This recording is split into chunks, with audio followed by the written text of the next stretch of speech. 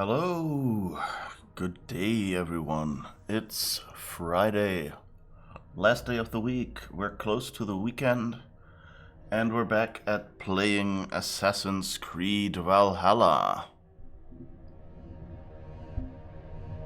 Also, my microphone was moved. Alright, so we're back. And we wanted to do something. Right, we wanted to find stuff in this fort, I think. Or under this fort, if we can find the way. I should be cautious around here. I am cautiously mining iron. I mean, how more cautious can you be? Right? Also, I'm cautiously almost falling off the mountain. Alright. Oh, hi Lucius. You're subscribing again. A glutton for punishment, I see. Thank you. Thank you. It's appreciated. By the way, you know that if you just want the first tag, you've already got it. You don't need to stay subscribed. So there seems to be something important over there. Not that I know what it is. But I guess we can go over there then. I was kind of thinking that maybe the eagle would show me some cave entrance on this side. And then I could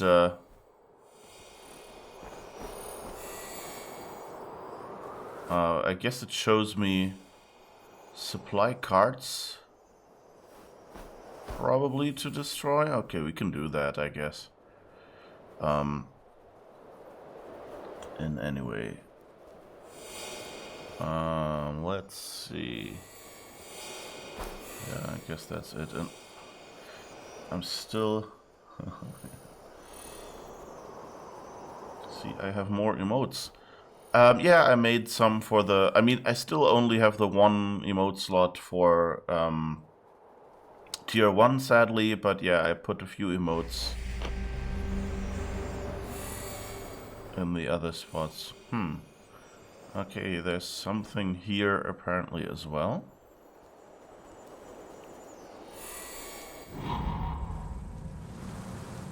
Anyway.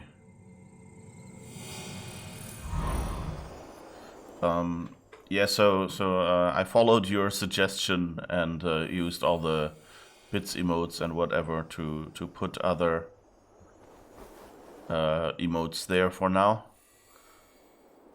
I also funnily lost the original files to these emotes, to many of them at least, as I mentioned. So at some point I will go back and draw them. Like I don't know if you saw the opening credits to the stream, or opening the intro thing with the clips, and there you see a different a different version of the avatar image, and that's basically how I started drawing the basics for the new emote. And so now I just have to go and draw the rest of them in that style. Quote unquote just. But yeah, so there will be more emotes, but it will take me some time. I'm hoping that since I'm, you know, like this was the second to last week before my Christmas vacation, I might be able to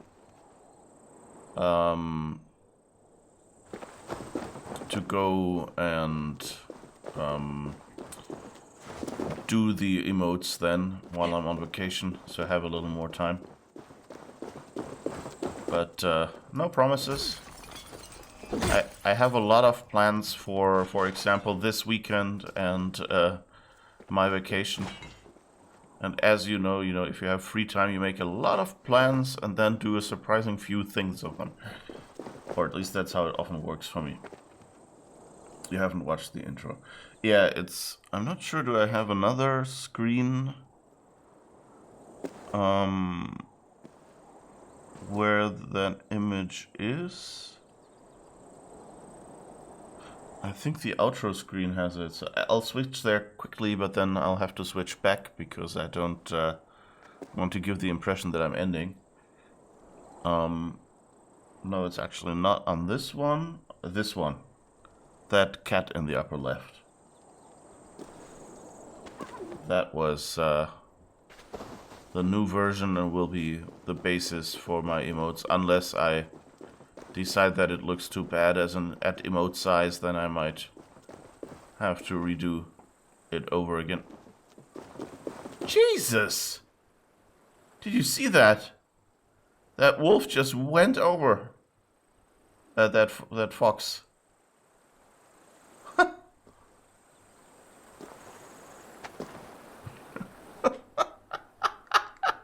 It was just like doom doom doom. As the modern word for doing something like this goes, doom doom doom doom doom yeet. So yeah, about that. Oh.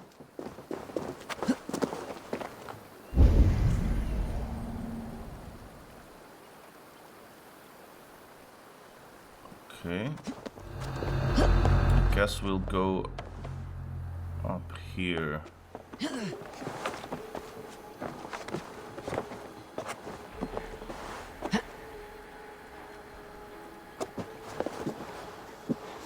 Up there.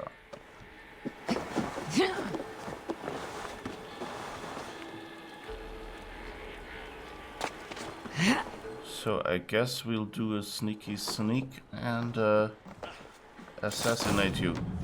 I bumped into him and he was just whoops. I didn't mean to drop him down there though.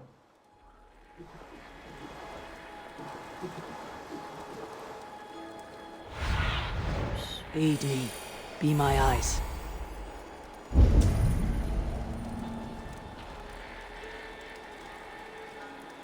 Alright, there are riches down there and sleeping people.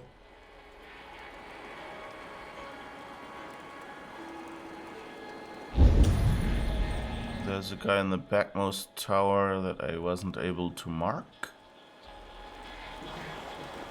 And this person will probably soon... No, he's actually not continuing forward. Interesting.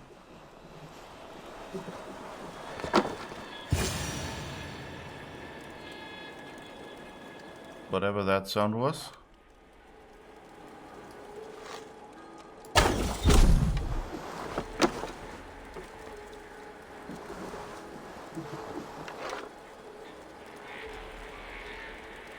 So I guess we'll just start picking you off one by one and see what happens.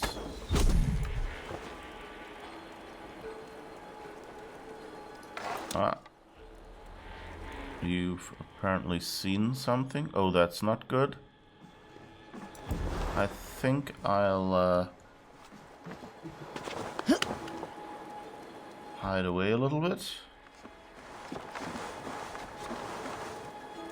So they don't know where I am. Ah, a mission objective showed up. I guess that's the guy we need to kill.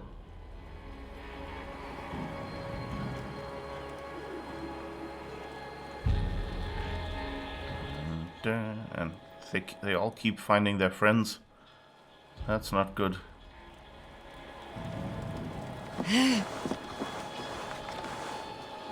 Nobody has come here yet. Right. Eyes open. Oh. That That was close. Maybe not super stealthy, but close. You know, it's always a trade-off. Like, if you see one of them... Like, if they find one of their friends, that means they will stop and you'll be able to more easily shoot them.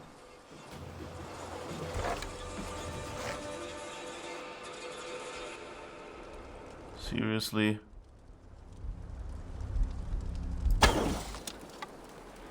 Ah.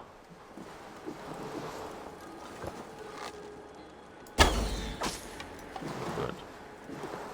He even stayed up there. That's good.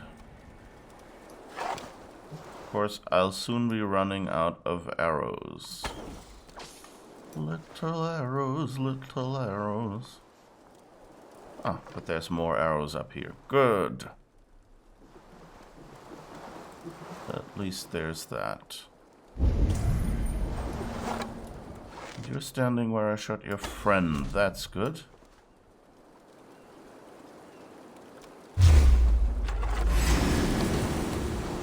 Oops.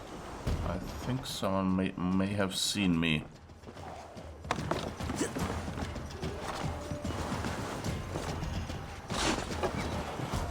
Who is shooting arrows at me? I don't quite get it.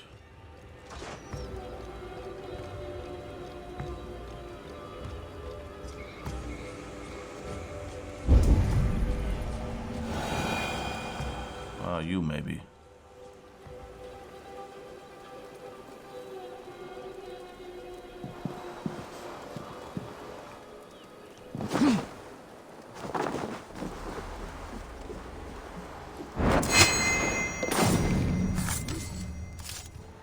All right.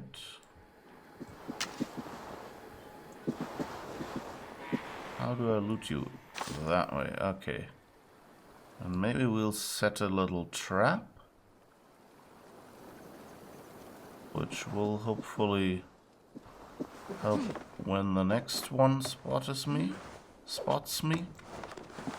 Ah. Seriously? You don't have to show off, you just have to go in there. Yes, thank you.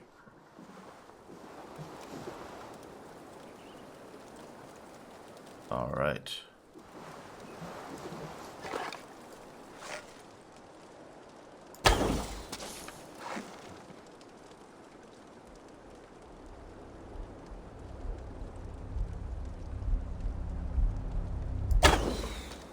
Oops.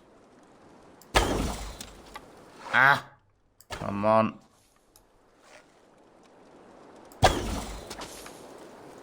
Ooh.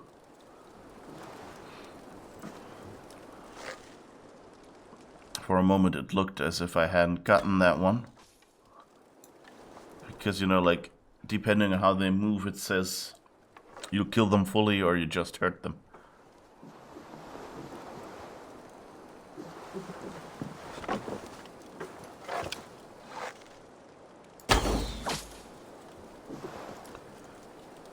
Okay, out of arrows. So I'll soon have to change position to get more arrows, it seems.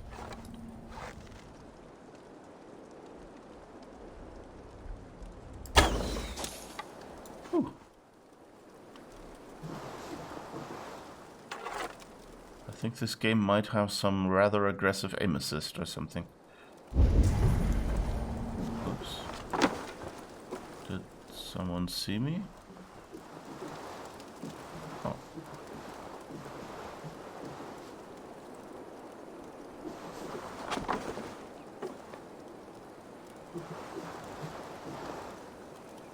Ah, there's one of the carts. Can we set that on fire?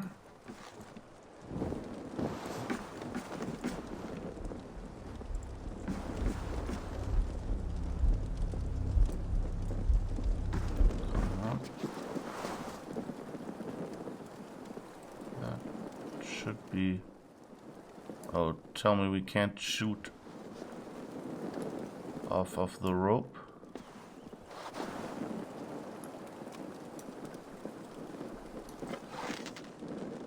Oh, we can, I hope.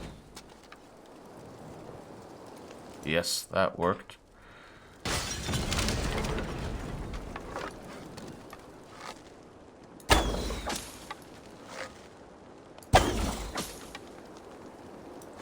Good.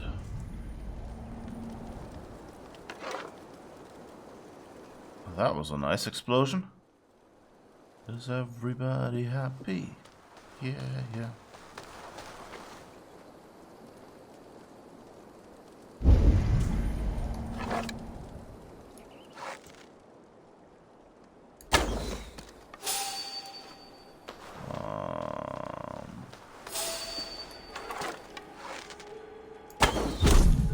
Ooh. Got him. And now I'm out of arrows. How wooed. Oh, and I guess we've seen some more of the items we're supposed to destroy. Ah, here are more arrows. So at least I know now that all these arrow stands apparently give you 6 arrows.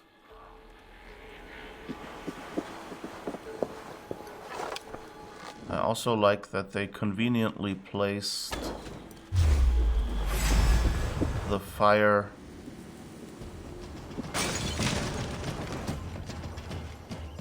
Oops, I think someone's coming up here. Yep.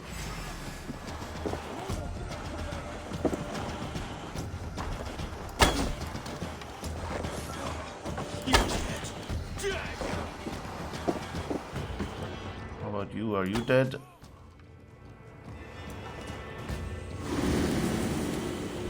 Where did the other guy go? Are they both dead?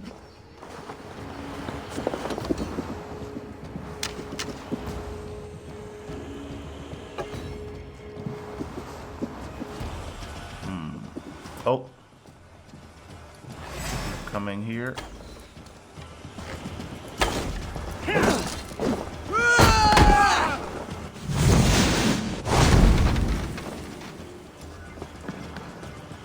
Oh. Guess I'm not really hidden anymore. Whoops.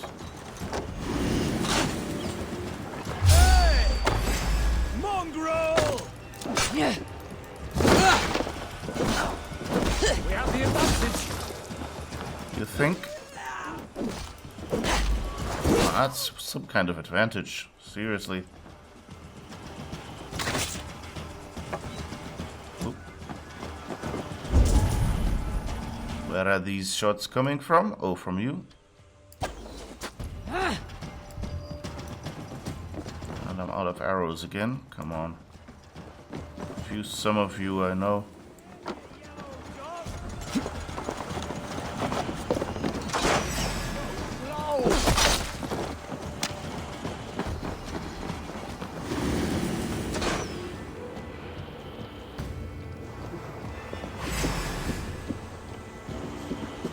Why are they?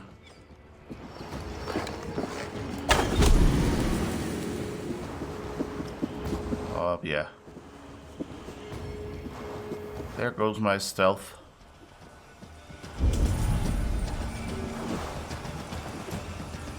Why does it show as if I was being shot, but I don't see anyone shooting?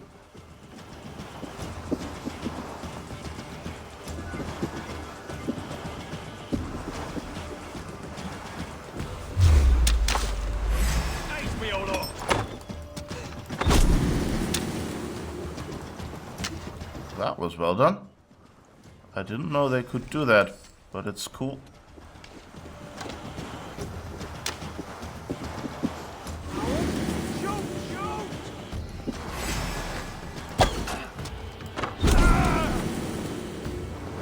Whew.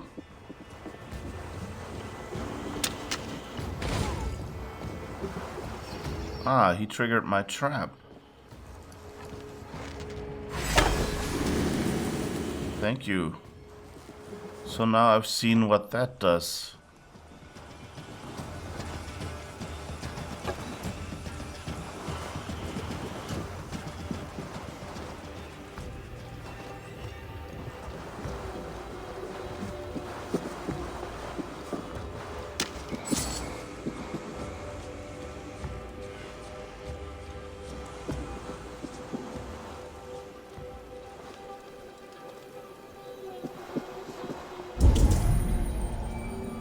Did everyone on this side of the fence die now? Seems we depopulated this place. Oh my god. Anyway. So, how are you all doing, Lucius? Anyone else who's here? Looking forward to the weekend, or just coming out of a few days off and back into your shift, or how is it?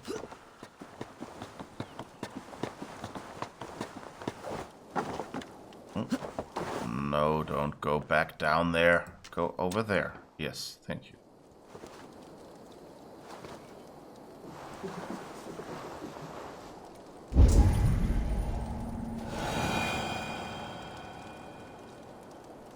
Oh. You over there, I think, saw me for a second.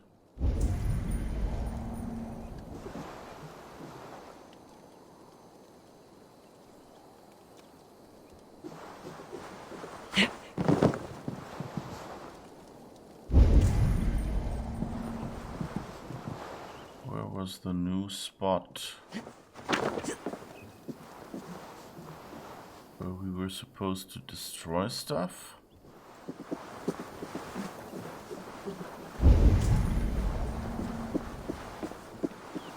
Wasn't there?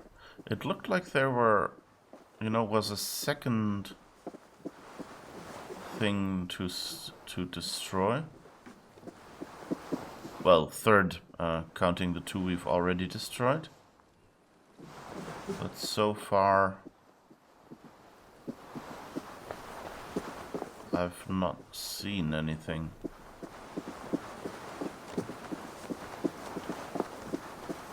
Ah, he is another person who needs to go to sleep.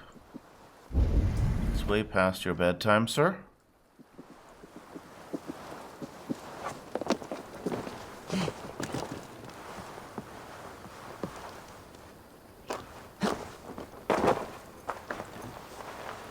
Alright, let's go in here.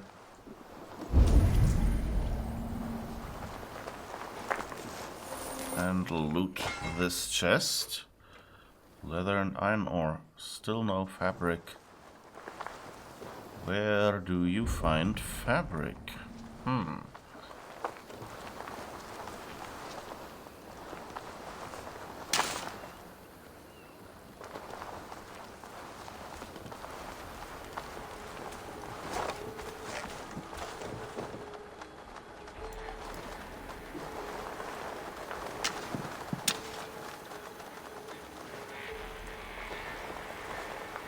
So if someone goes to check out their friends,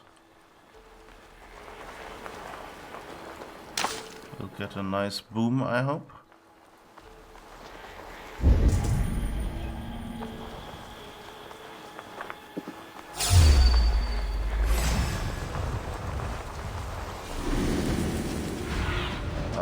Show Wrong me what button. lies ahead. Oh, you. And you're shooting through your wall. Are you sure that that is supposed to work? I'm afraid to say it, but I think this game, it might have some slight bugs. But at least it explains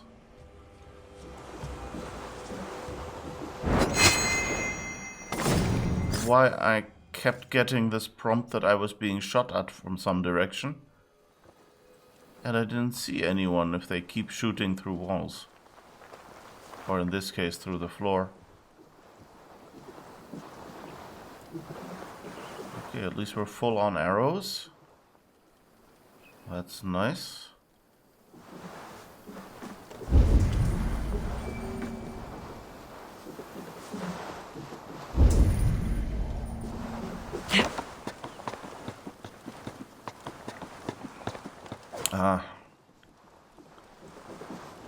You know, this might seem a little macabre, but I'm actually finding this oddly relaxing going through this camp and depopulating it.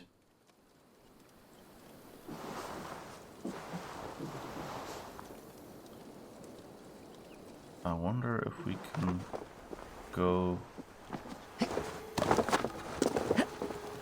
I guess we could if we were good enough to push the right buttons.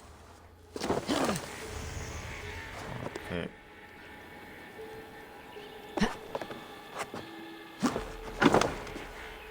Maybe we should just give up and climb the wall instead. We should have been able to... Hey, now. Oh, God grant me strength.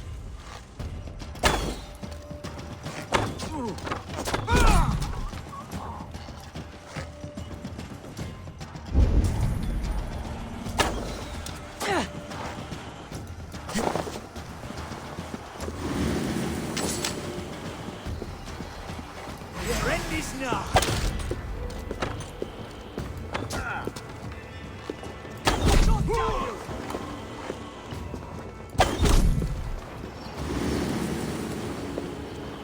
Well, if my theory holds,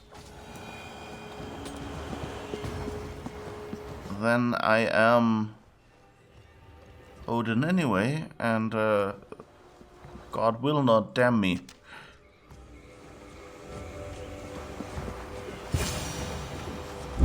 Ah, okay, here's another cart. So let's find the next convenient brazier.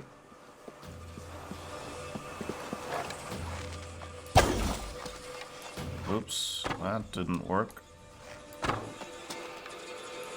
What?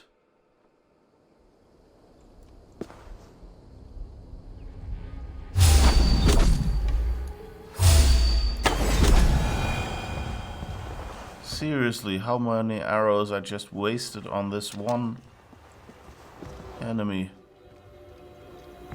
'Tis amazing. Forsooth. And all that.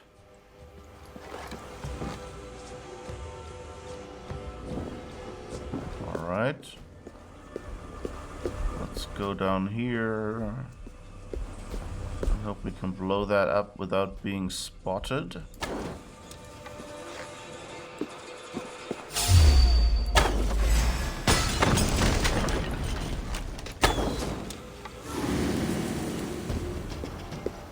Alright, we were spotted, it seems. Whew. That worked.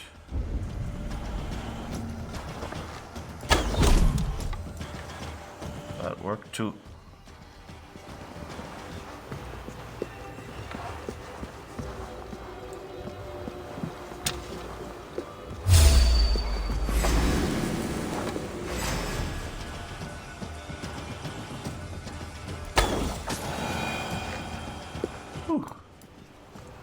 Got him before he could get away and, I don't know, do whatever he had planned.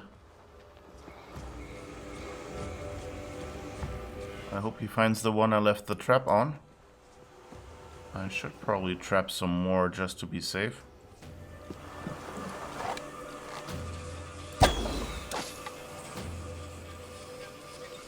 Okay. On one hand, I miss being able to just, duck out of cover to shoot someone and not actually being discovered. On the other hand, I like that they didn't make that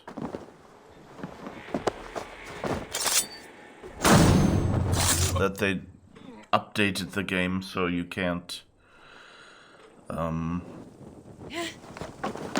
seriously, I caught fire. Okay.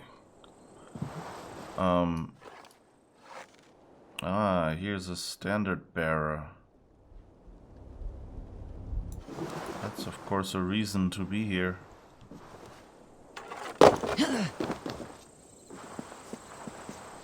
Can I somehow... Yes. Whew. That should give me some bonus points.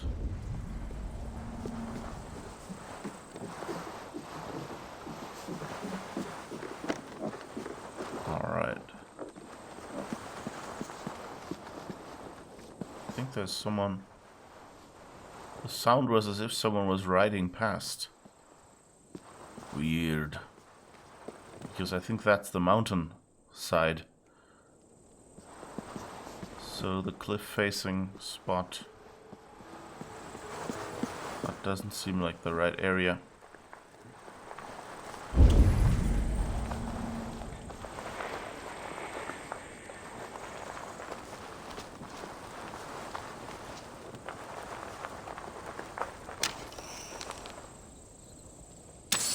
This almost looks like the other spot where we were earlier. I think it is, and didn't find a way in.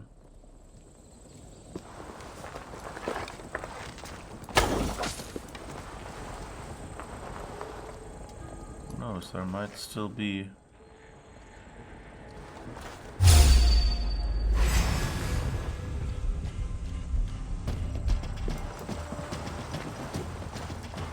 Oh. Your time is come! I'll keep the rat busy!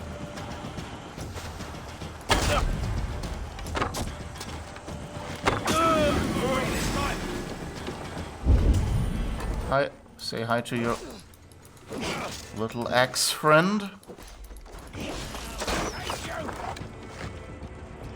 What? You actually got your crossbow out?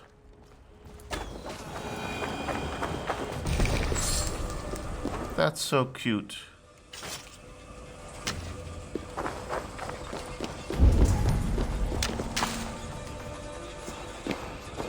Alright. Oh, there's someone over there that I didn't see.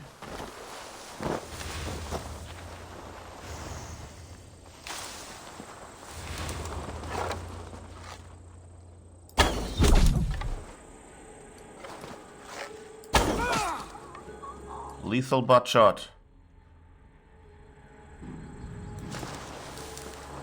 I guess it went through the little brain.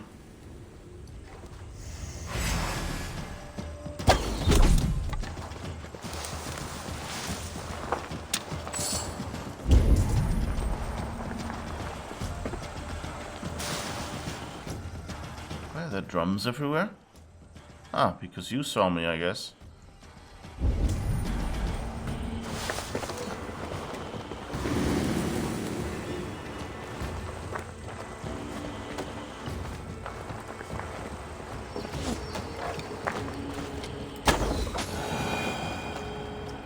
Alright. Still a bit of a stealth approach of killing everybody.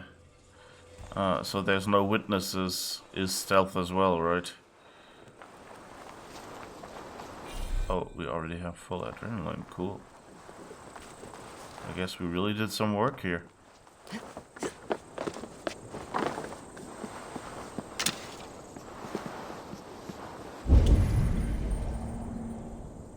So how do we get into this tower? Oh, but there seems to be a downstairs area with some loot. So maybe that is something.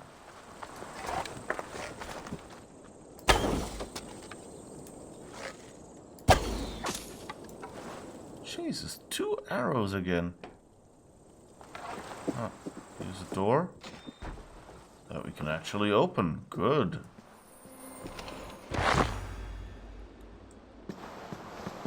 Leather. This we'll have enough resources for other random upgrades.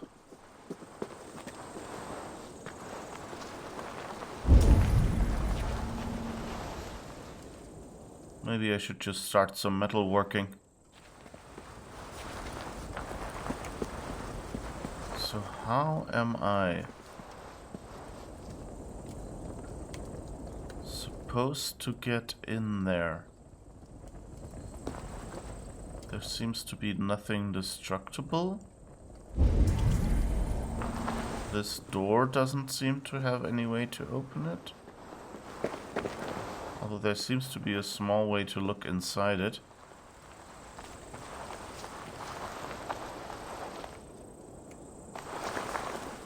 There is this rope that doesn't seem to lead to an opening either. That side of the wall is also not destructible. How would I get in there? I guess we could kill the people upstairs there just to be safe. And to see maybe where they... if they are protecting, guarding some entrance. It's always a little bit of a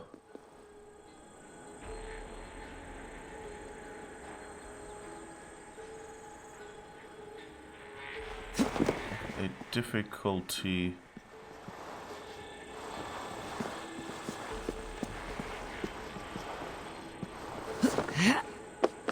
Okay, I think it looks like we could, you know, like throw in a torch or something and cause a fire or something, but I don't think smoking out your enemies is a mechanic in this game.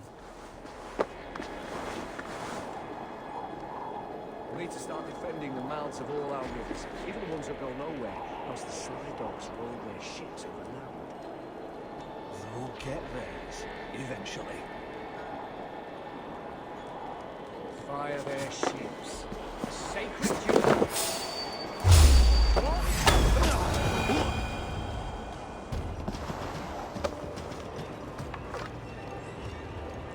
I think... okay.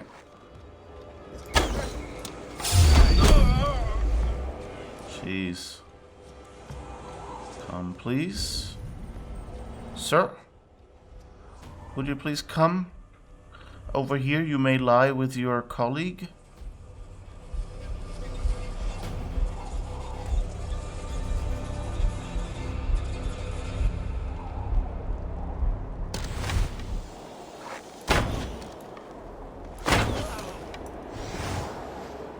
Guess this works as well.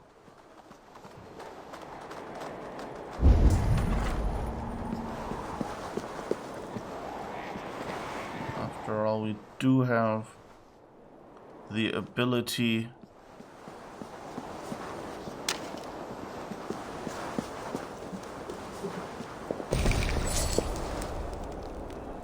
to shoot through walls if we need to.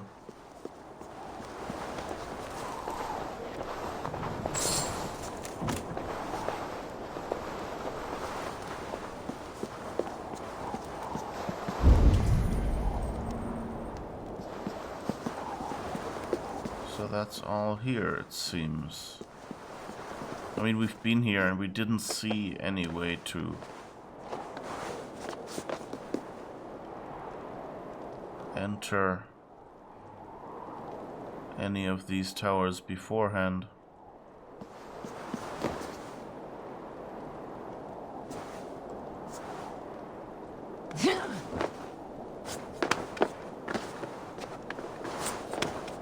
These doors are just decoration.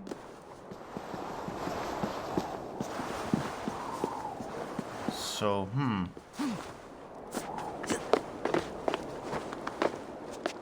still don't know how to get at the treasures.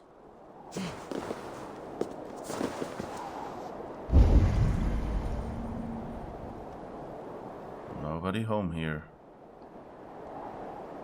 Seems a little lonely.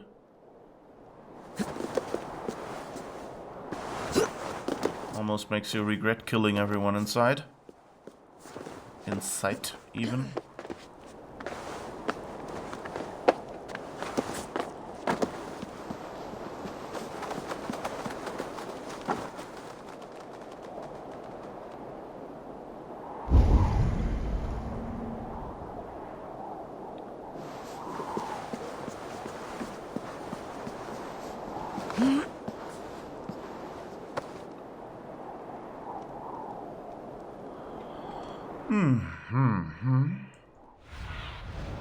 Sunan, guide me. Let's see what Sunan has to say. Is there another spot?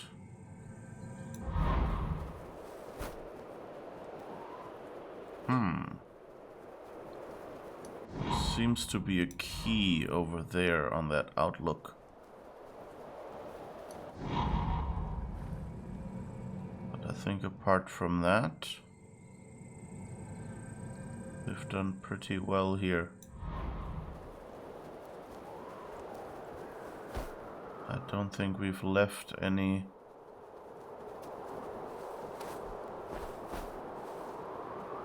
of the carts undestroyed. So they're sort of out of supplies.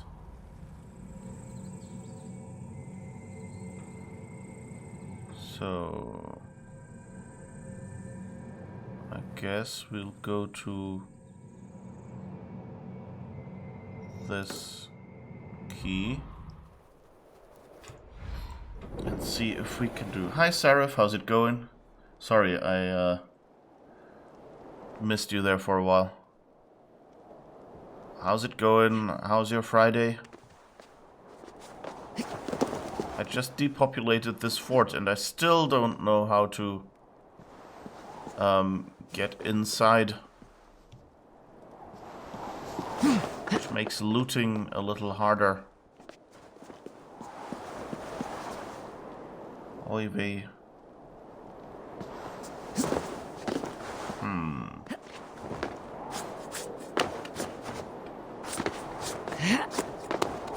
So I guess I'll go down here.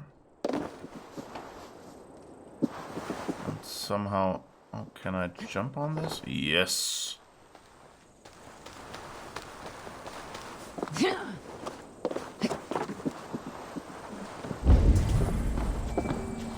But at least I'm having a relaxing... Oh, did we read that yet? Signbell Castle. My liege, this castle has old and venerable roots. A simple fortification since time out of mind. It was used to defend against the advancing Romans in the time of Claudius. It lay in ruins for some centuries until Offa built the keep to signal the supremacy of Mercia. Each alderman has added fortified walls since then. Does that imply that there are several levels or that there's an underneath area?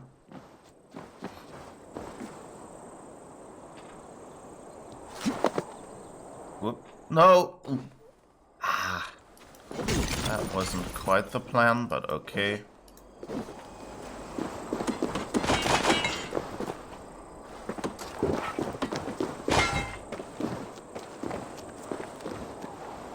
Alright, I guess we'll go down here. Bounce, bounce, bounce. And see what that key gives us.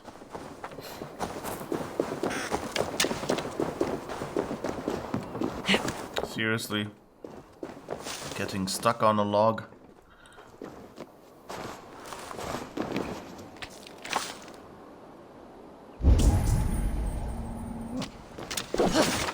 Seems to be something underneath this place. I just have to find the access.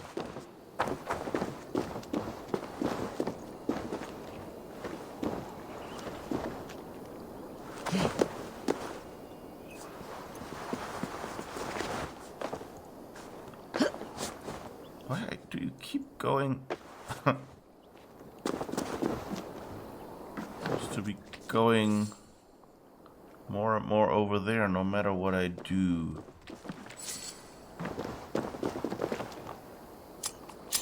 You have a key, Signbell Derelict Tower key.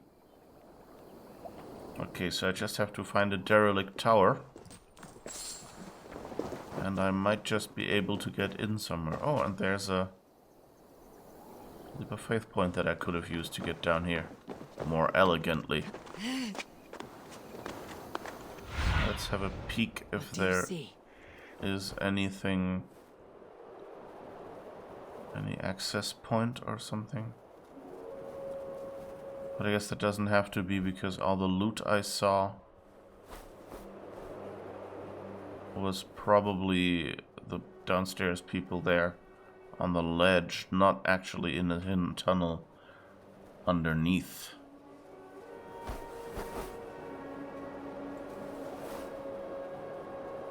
Alright. So I guess we're going back up.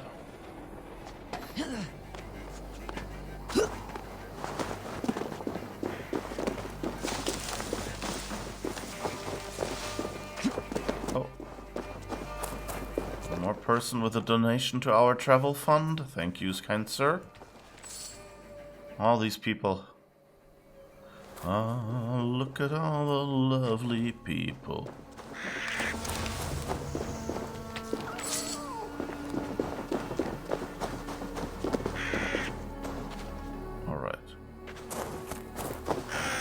I guess we'll take the long and arduous climb back up and hope that not everyone has respawned now.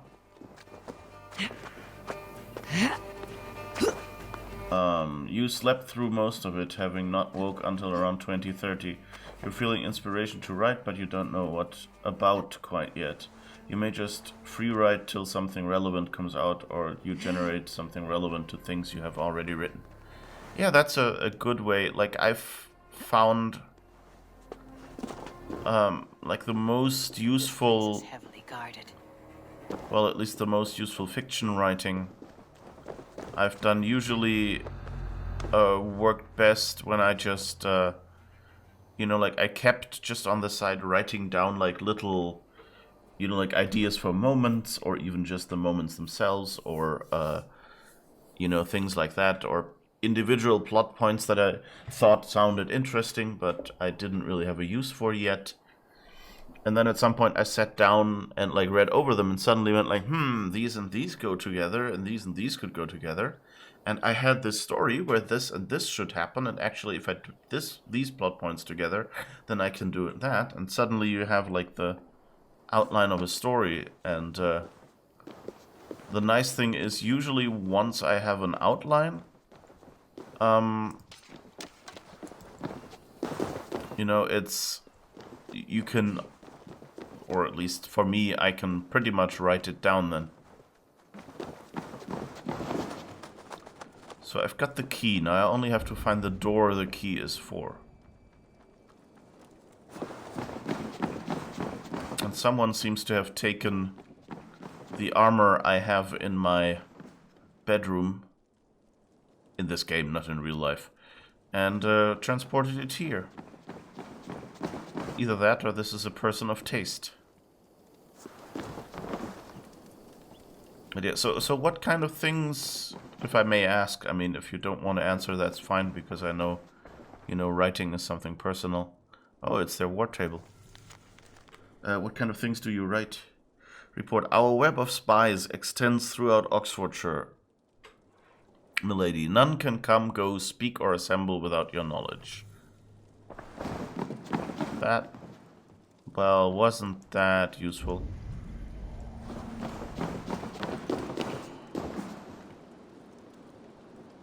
Apart from telling us...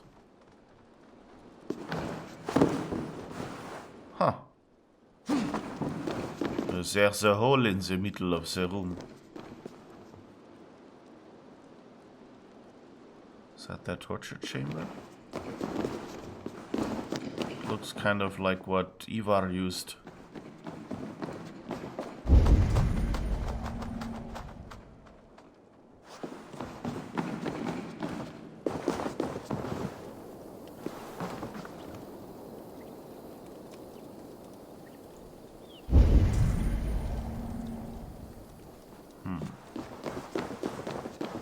Kind of tempted to go down this hole and see where it leads.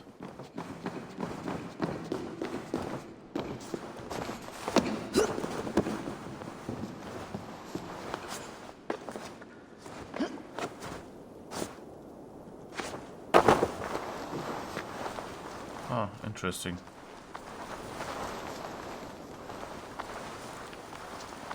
It's the gate between these two sections. Alright. So let's see. I mean, this door didn't have an interact prompt. So I doubt it's this big gate. And this also doesn't look derelict. But let's just walk up to it before we run around everywhere and... Okay, no, we can't. That's at least good game design if that's not supposed to be the spot. Then don't make it suddenly become interactable. Oh. You two? Come on. But I just saw... There. Just saw a destructible wall up there.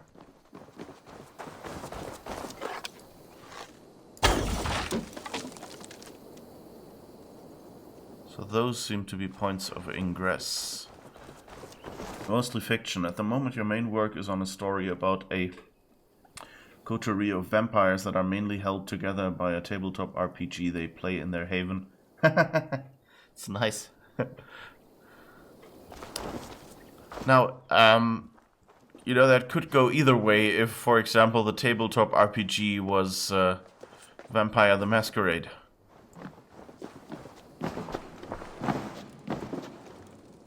Oh, we could actually go up here. Oh, but that's also destructible. So we'll have to shoot it first. Alright.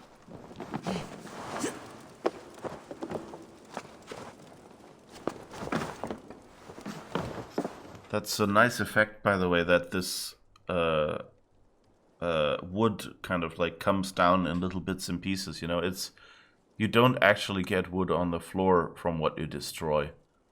But, you know, it makes it seem real for that moment at least, and then you go, oh, I'll go through anyway, so you probably won't remember.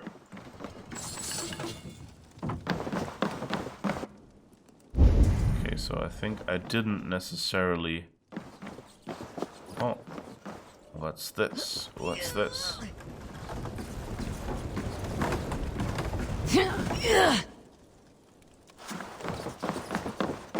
Ah, we found loot. Ladies and gentlemen, we have loot sign. It's a Pathfinder Dungeons and Dragons type tabletop RPG. Yeah, that's always cool. It's I wonder, like, did you actually work out the sessions they're gonna play? Or will you, you know, just, you know, say, oh, hey, it's a made-up story that maybe fits as an analogy to something? Or, what's your plan there?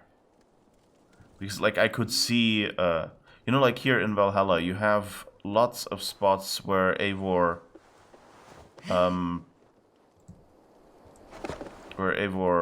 you know, like, is kind of, if you think about it, it's a lot of the other people's life events kind of parallel what she does. At least if you see it positively. If you see it negatively, then you might go, well, she only... Okay, these are not destructible, but those are open at the top, so that's fine. And so, of course, the you know, the pro writer strategy seems to be, you know, to go and do something like that for your games as well, you know. That you have things happening in the... Oh, this is disappointing.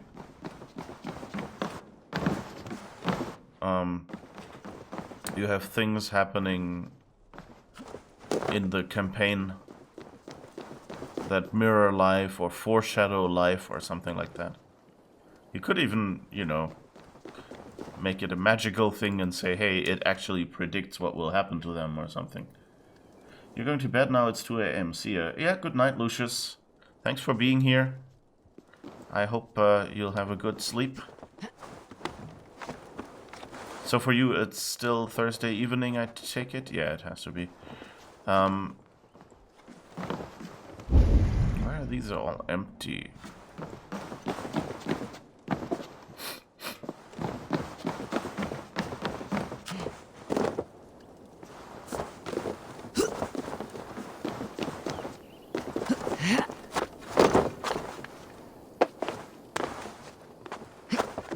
Crack in the wall. Can we go through there?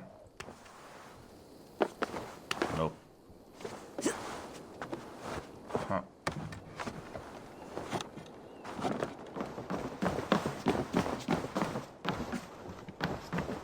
So much room in the attic and no loot for us.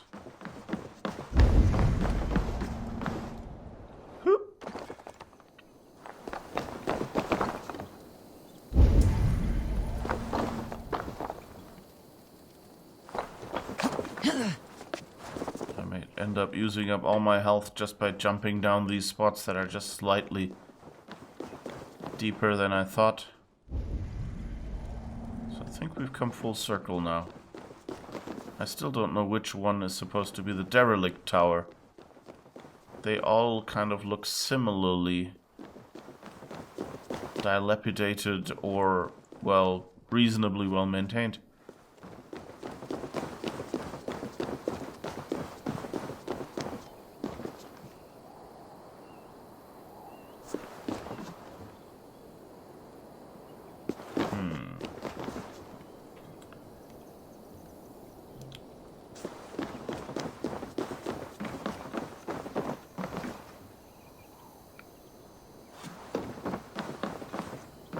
I wonder if that key is not actually for in here, but for the nearby city or something.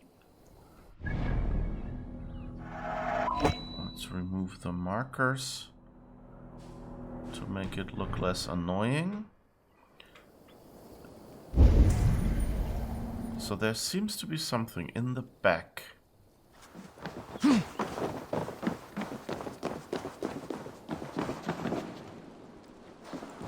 Read that before, right? Yeah. That's actually the old and venerable roots we just read a moment ago. Oh, but we can eat something here, I guess.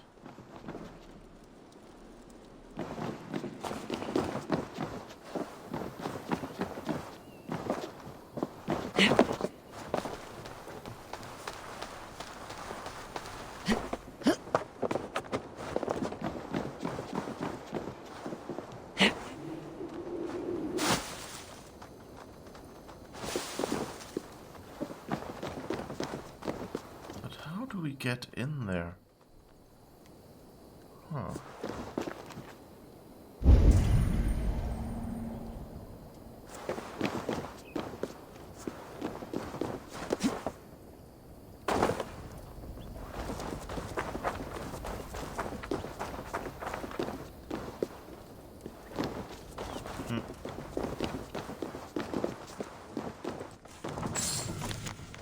List of celebrated deeds. Okay, we've seen that before. All the cool things this elderman has done. They apparently want to honor or something. Seriously, just go up the ladder, Eivor. I know you can do it.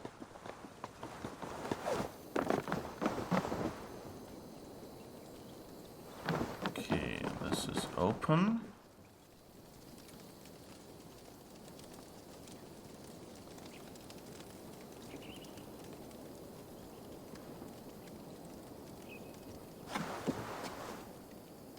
Wait, is that a door? It might be an actual door. It's one kind of shroom. Nope, it's also just a fake door. Just looked like one from that angle.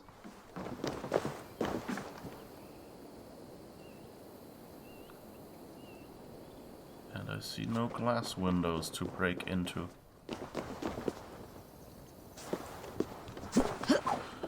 I think I might have to give up here and come back another time and hope that then I remember.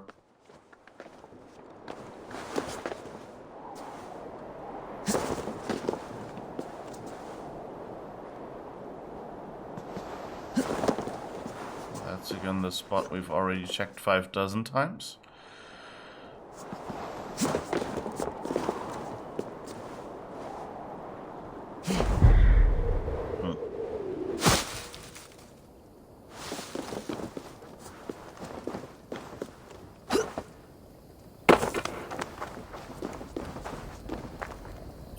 Venerable roots.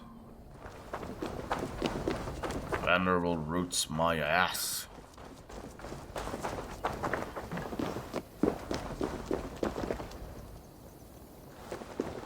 Wait, is this even... I think this was called Siltern Hills? What was the key named? Just in case. Leicester door key? Horner's key? Melbourne door key? Sign Bell. Sign Bell Castle. And where are we? Oh, Sign Bell Castle. Whoa, that's some impressive music. The stories will touch on things outside the game, but for the most part it focuses on them playing and how they, as their clans and personalities, play their characters in the game. Oh, cool. I've always found, like, there are so many ways to tell vampire stories. They've always been kind of, you know, there are some cool ways you can do. You can build the world of vampires, which I always found interesting. Like, you know, you can kind of, you know, categorize them by different franchises or TV shows, for example. You know, so there is the thing where, like, the world is full of magic and, I feel great. Oh, here's a door. It's not a derelict tower, but, oh no, we've looted that already.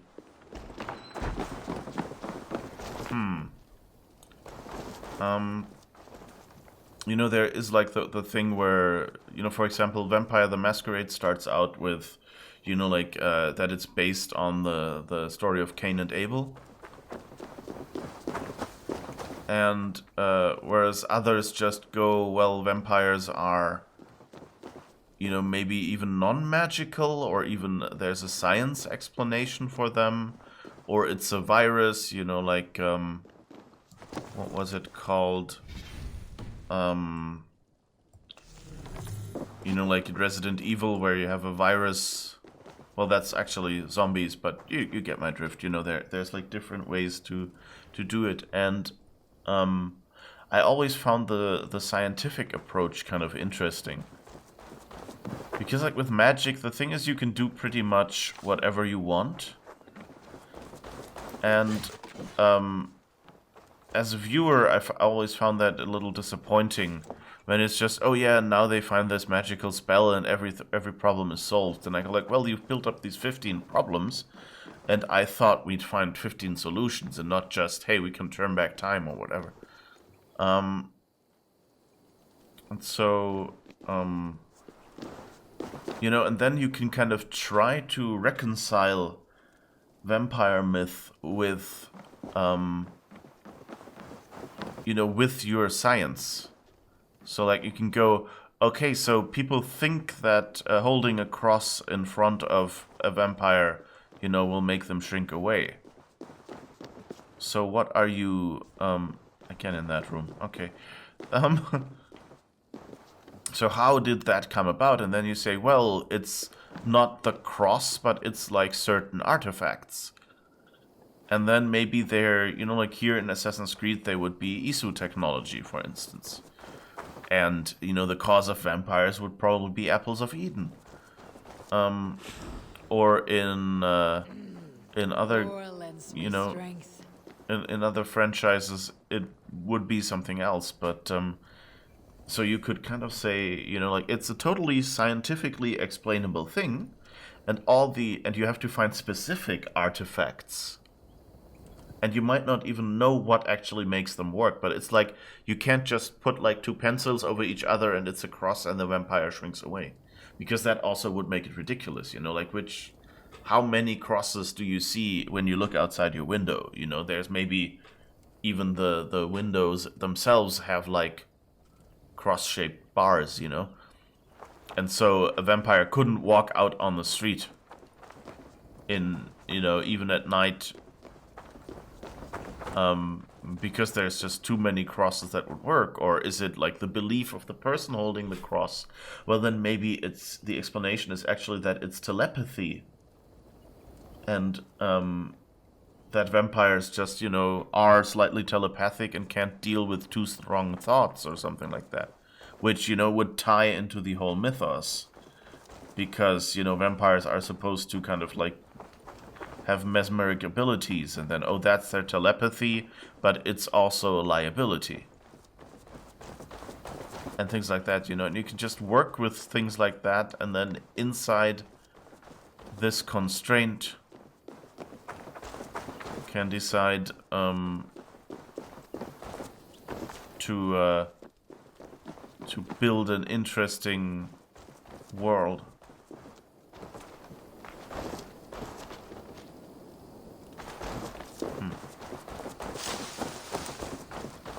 Why are all these doors closed and why don't I see a derelict tower? Oh, that one maybe? That looks kind of derelict. Maybe that has a door somewhere. Let's investigate this more closely.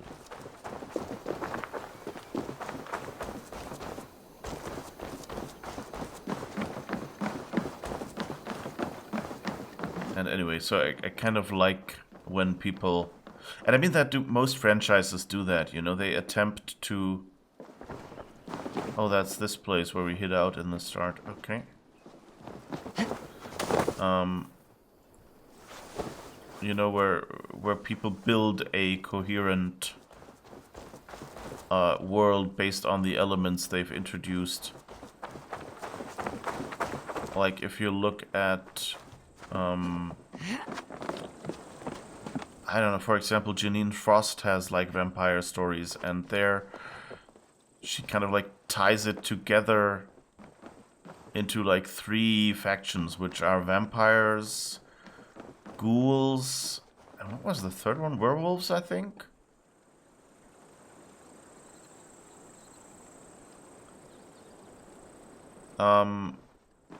And you know, all of them is basically the same thing, but it depends on, like, if something goes wrong during being made a vampire, then you might become a ghoul.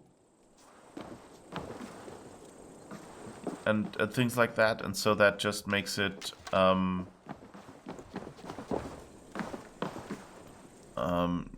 know, and things like that. So you just have a lot of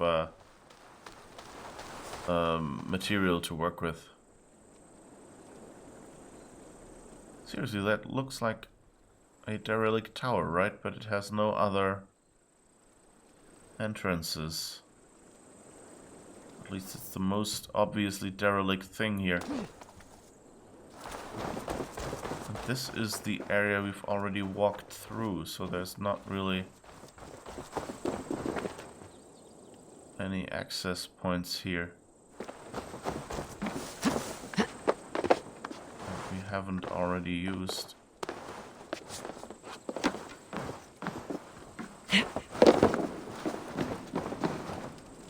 No doors we have missed.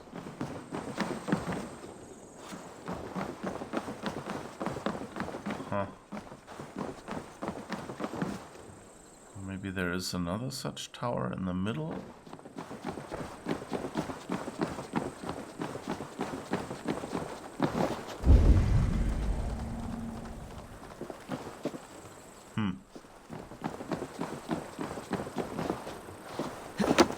Oh, maybe here there are some more people.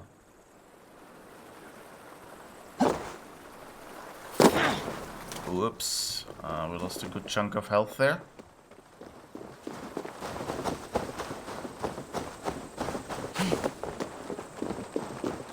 Be somewhere else. Alright.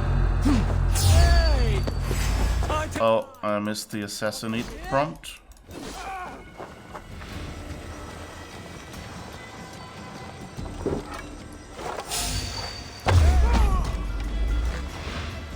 Alright. Got you. Nobody will ever know.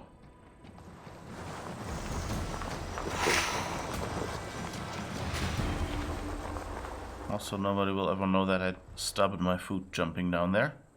My foot, even.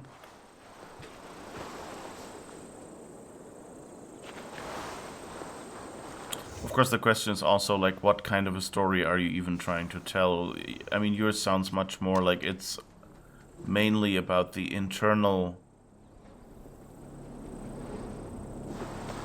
thoughts and feelings, and less maybe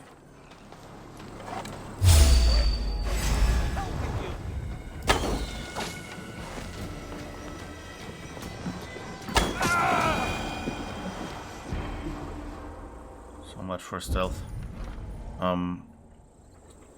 You know, might be more about the internal dialogue. And I mean, although, I mean, you say like how their clans make them play things, and so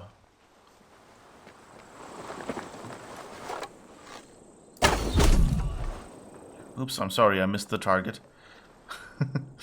Doo-dee-doo.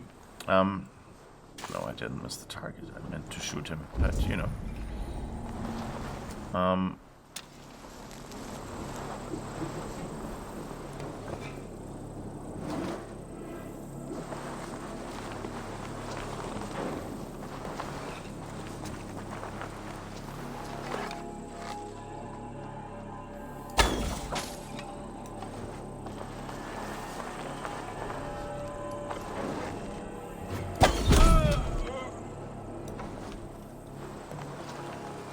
Right.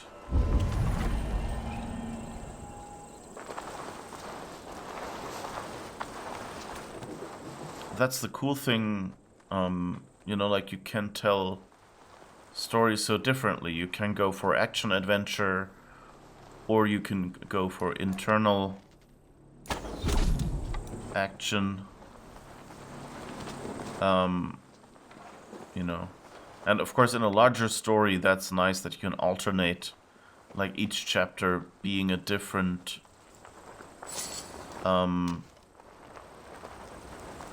kind of story, you know. So one tells the story of I swear, if there's nothing in here either to no door to unlock. Oh jeez. Killed all those people and I got nothing. Not even a t-shirt. I guess that was the garrison outside anyway.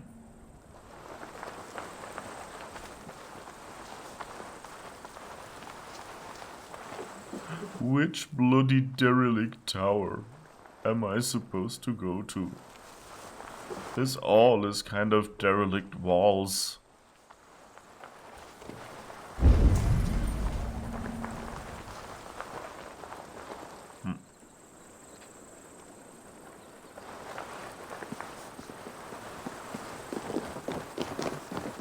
And you know, like, if you look at, like, long-running stories, like, I don't know, TV series or something, you often have, like, these main arc episodes broken up by other episodes that are just, quote-unquote, just, in, like, are just them staying at home for a little while and, you know, talking about certain things, and you learning more about who they are as people.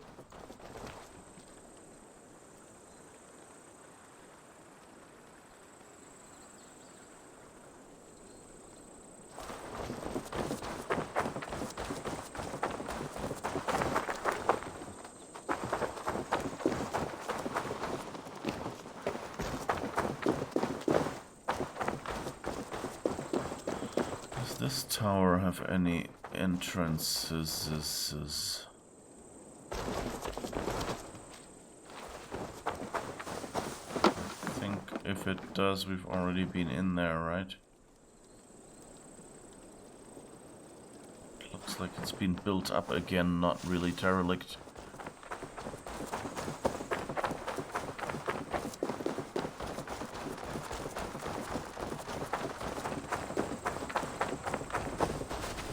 There's like a derelict house, and I don't really see a tower.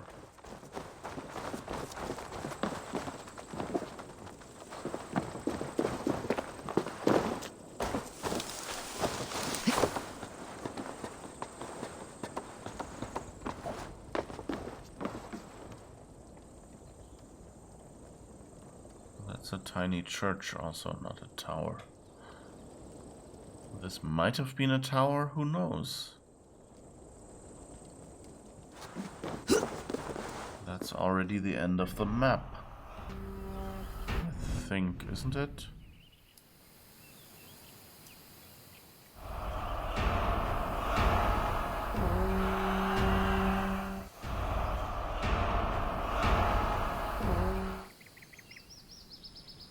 I think we just depopulated this spot.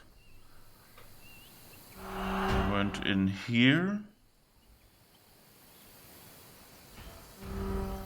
And then went here. Or is the spot where we found the key the derelict tower?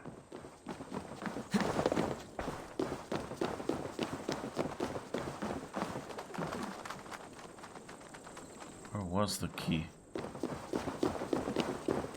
Somewhere over there, I think.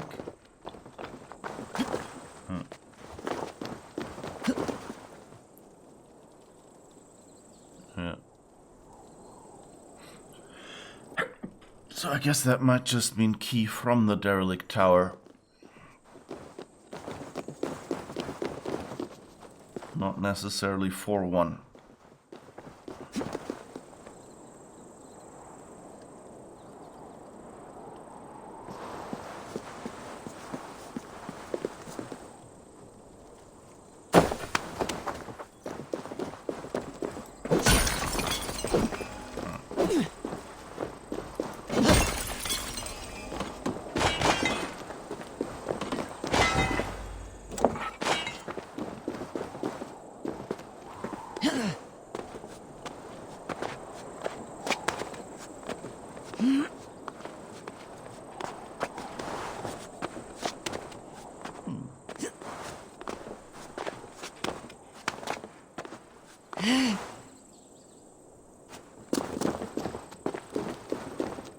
Should probably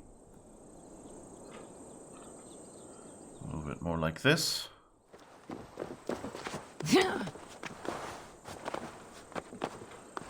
Because I just realized that my chin was always at the bottom of the camera.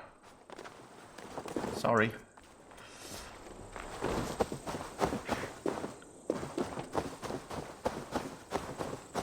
Alright. I guess that this is probably the derelict tower.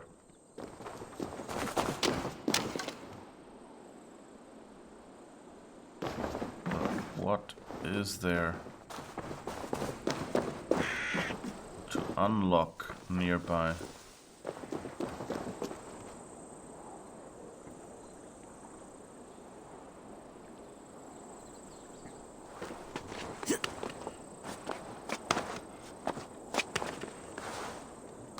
Another crack in the rock or something. Honestly, I don't know.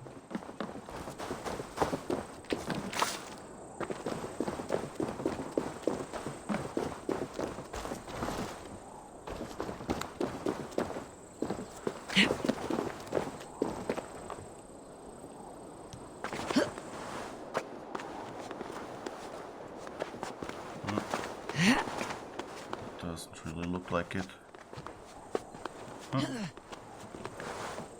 Alright, then I guess if we don't obviously find something soon.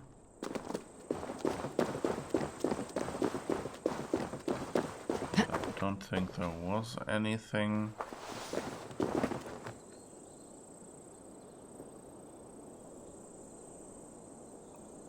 We should probably check out where we should go next. We're kind of wondering how somehow we should be able to get in here and get at that armor. Maybe I should just go along the shores there and see where that leads, if there's any entrances, caves, stuff like that here.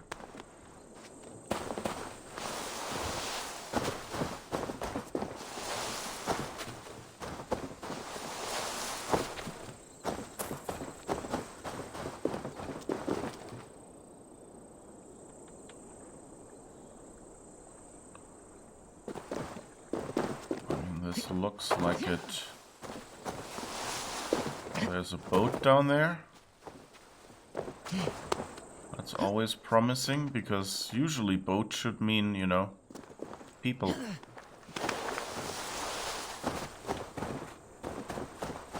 Or at least, you know, places where people go.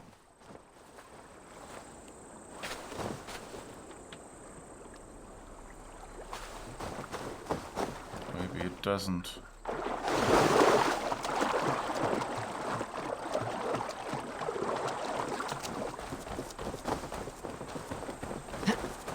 Let's go over there. Oh, where are we?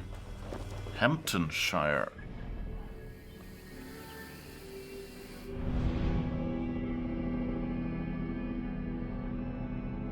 So I see Gloucestershire and stuff. So I guess Hamptonshire is somewhere nearby. So I'm not sure that's still our level.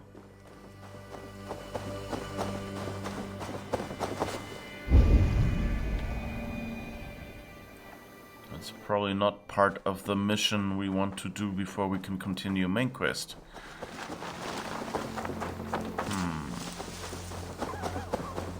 So let's have a short peek. This seems a very pastoral landscape. Oh, what's this? Jammed. Need to get on the other side. Really? You need to get on the other side of a locked door to get inside? I wouldn't have thought that. I mean, seriously.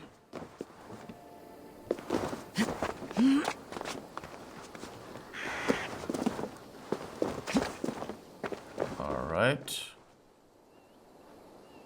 Doesn't seem to be much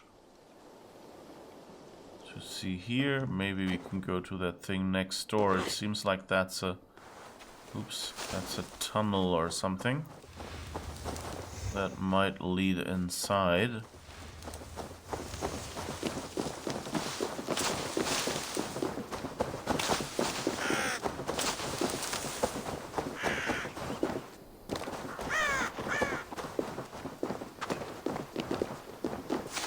Ah, here's the tunnel. Okay. Well, then I guess at least we found something, even if it wasn't what we were looking for. Now we only have to figure out how to get down here. Come on, Eivor, don't be difficult. Just go down. Yes, thank you.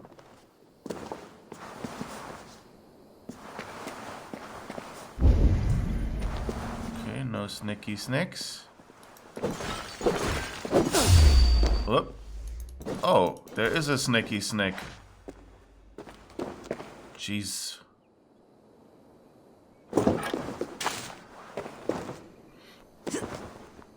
The snake gave us a drum. It's the little drummer snake. The sort of vampire origins I was using were based on Vampire the Masquerade because it's approachable and I don't have to build a huge amount of background unless later I want to. Also in Vampire the Masquerade they actually incorporate even earlier beliefs for certain sects and clans from before Cain. The fixed thing is that the person's soul is replaced with the beast. I just came up with the idea in my head of each clan likely having distinct sets of dice or unique to them type utensils for playing, and the story grew from there. Cool. Yeah, that sounds fun.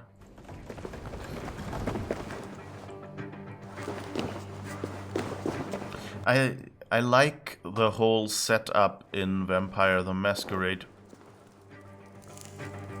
Ah, okay. I just thought, wait, there was another outdoor exit that I missed, but no, this is the tunnel that we saw from above.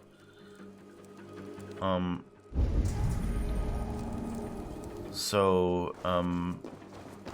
like the whole setup of, you know, like the clans and like having a, you know, committee that kind of enforces a masquerade among vampires. So I think, you know, that general idea. I mean, you know, other franchises had that as well, like Nick Knight. If you've ever seen that TV series, basically has the same idea. Or Moonlight, which is not Twilight, which is a short-lived TV series about another vampire cop. Nick Knight was a vampire cop to begin with. They all have this idea of like there being, you know, cleaners that take care of like vampire-related stuff and clean up the crime scenes so the police doesn't, you know, start investigating where the vampires exist, and, you know, the population doesn't go crazy and lynch everyone. This looks suspiciously like oil. I don't think I'm gonna run around with my torch out here. Or should we risk it? Let's play with it. Come on. Let's see if that's oil.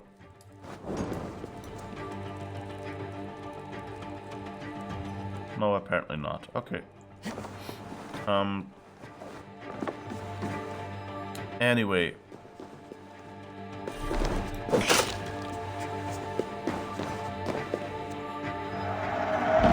Okay, that was this loud music, the Roman artifact.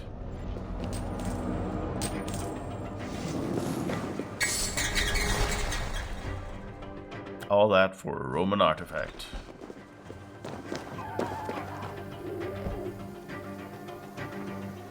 And so I really like that setup, because, you know, like you would have to, if you wanted to have a secret society, you know, I guess you would kind of end up being something like the mafia. You know, maybe with more ethics, but still, since you're circumventing the law, because the law would usually investigate, you know, any killing or things like that. And, you know, doesn't look kindly upon you meting out your own justice, which, on the other hand, probably makes sense if you're, you know, like, if you live forever and that person just won't, you know, won't stick to the rules, then what would you do?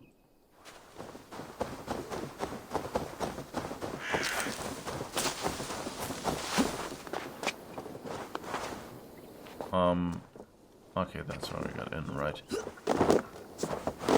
Sure, I want to explore over here. Yeah, this is Hamptonshire, okay. So that's a new place with suggested power 340, so, yeah, we shouldn't linger here, I think. Alright, so do we have any spot here in Oxfordshire?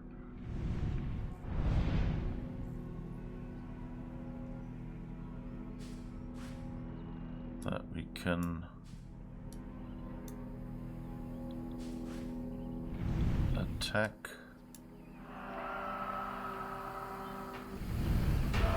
This is Sinebell Castle and Siltern Hills. Oh, Siltern Hills starts over there. So the question is, maybe that's where we find our access.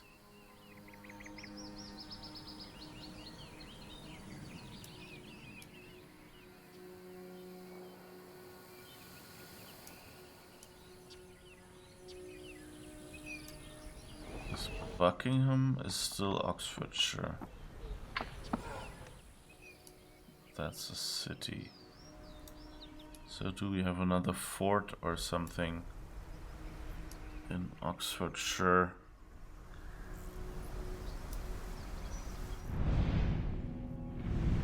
That we could clean out.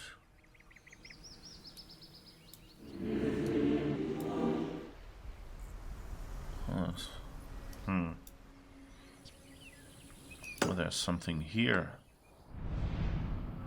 So we can go down there a little. Maybe that would be promising. Well, I guess we can, on the way, head over there.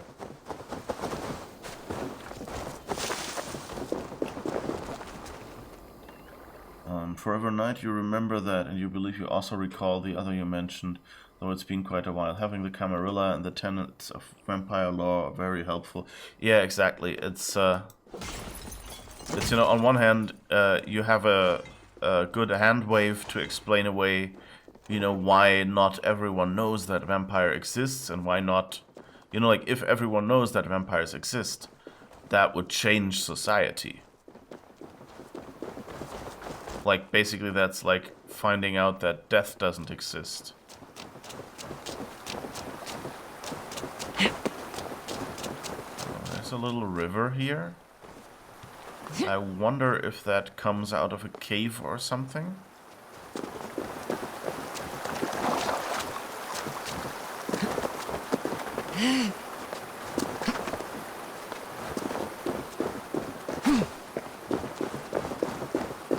From a waterfall, okay.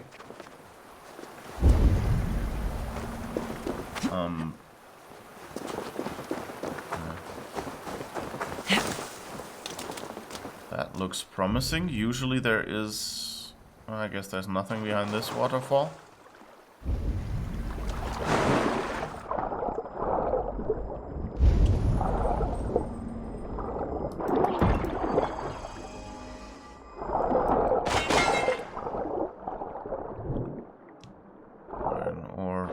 They gave us that.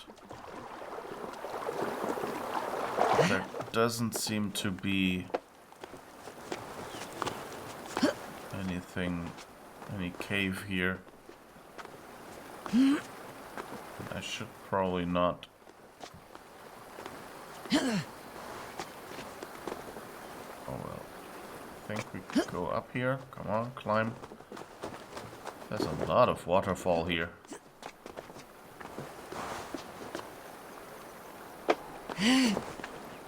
Okay, I think this goes up all the level to the fort, doesn't it?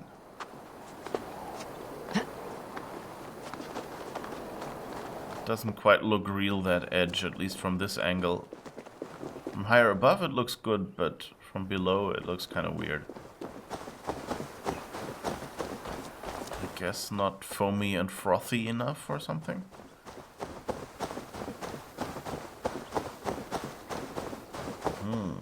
Maybe here. Let's see what is going on here. This area is off limits. Who cares? I'm the Eagle Bearer, wolf-kissed, so I can just do what I want here, right? Okay, the river comes from somewhere far away. I'm not sure. Oh, but that's Siltern Hills. Okay, we wanted to check that out as well.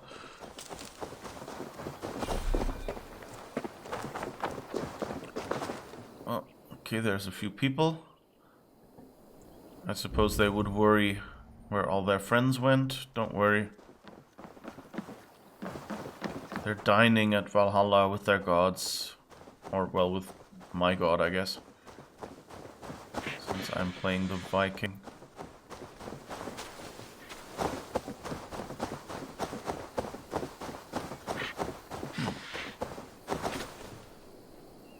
But yeah, Moonlight, wasn't that good a show. It had really pretentious voiceovers. And also, yeah, it had some really silly ideas, like vampires sleeping in freezers.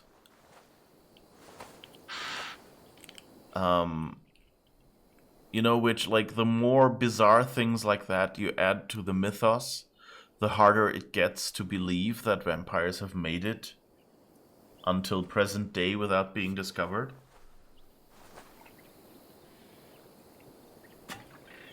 But it had Alex O'Loughlin and Sophia Myles, so some pretty good and also good-looking actors. And they had some real nice chemistry, so that was nice. And the show had some really nice ideas. But Forever Night just was... I mean, it was, you know, knee-deep in the 90s, basically. But it had a general idea, you know, and it had this thing about Nick striving to become human.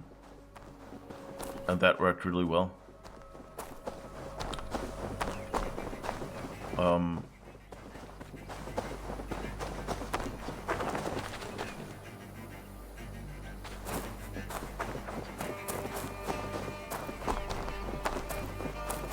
You know what? This has been annoying me the past couple days.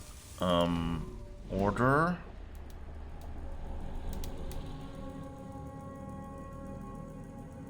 Which one? I think we have marked.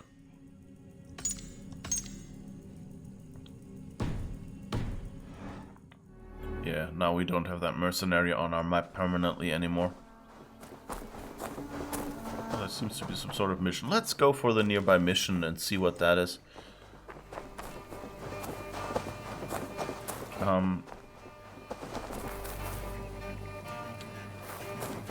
Can't be a restricted area if we've already killed anyone who would restrict us from it. Lol. Yeah. That's been a bit of a glitch. Ah, you. Okay.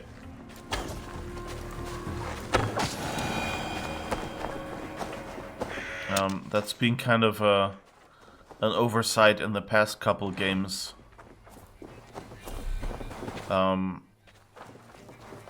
That when you cleared out a restricted area, your character would still go in there and say, "Oh, this is a restricted area. This is dangerous."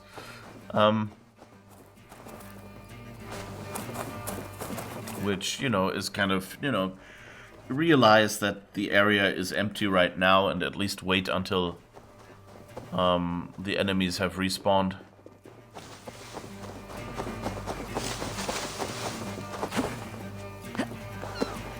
The music is very dramatic right now. And I don't know why. Like, are we... Did we go near a dangerous area or something? I swear, if I'm going over all these mountains and then... Yeah, it looks like it. Okay, oh, I think we've been here. Oh. There's another glitch. I think. Yes. Yes, we found another glitch.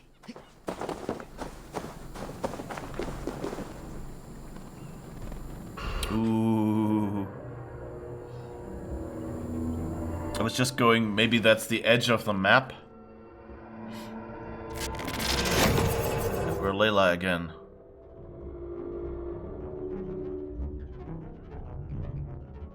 Bex, I found another anomaly. Is that what we're calling them? And another data packet. Should I get it? If it's anything like the last one, absolutely. We don't even know what the last data packet did for us.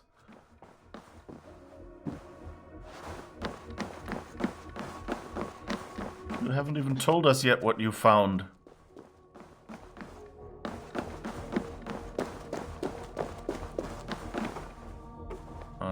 so I guess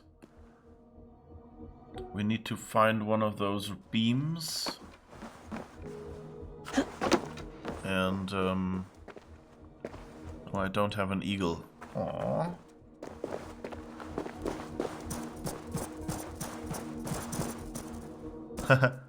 The sound it makes is interesting.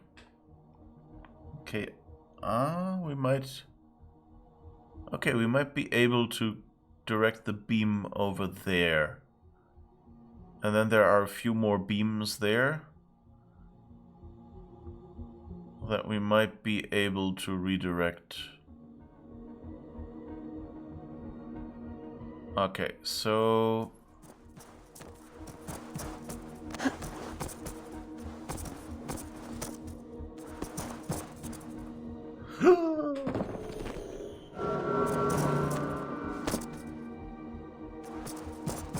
Wait, why couldn't I go? I guess we fell too far? Ah, okay, we're supposed to go this way. Makes sense.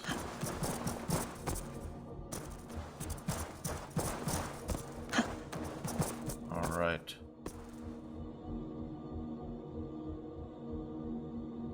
So I can drag this reflector.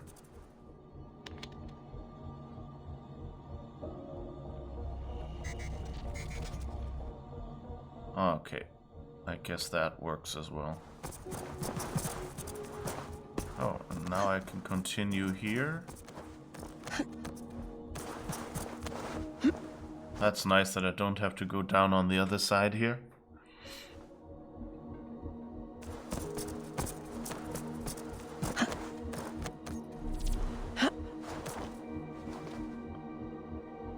How do I get up there? Ah, okay, there's a line on the wall that I didn't notice.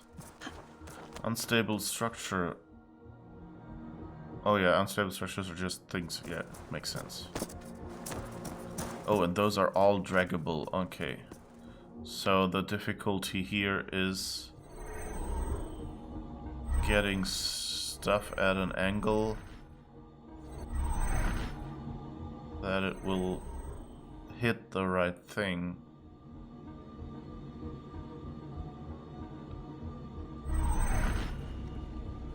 So I guess I can point this maybe at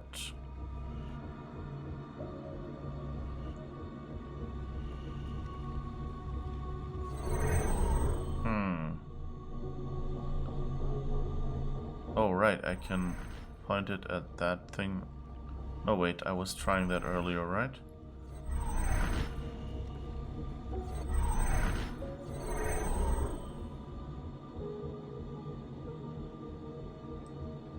Wait, let's see, maybe this one reflects in another direction?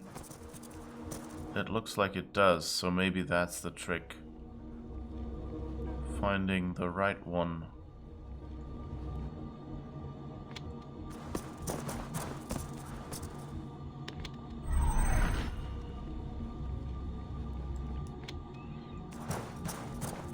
So let's see where this one goes. Ah, okay, so now I know what I gotta do. I need to use this one to bring over the ray a little bit. And now I can use this one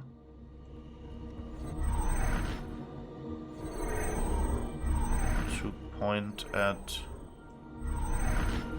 maybe the other. So let's see, I need to point this at there.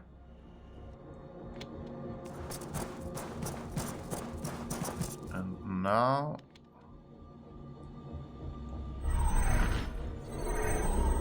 I need to get this one.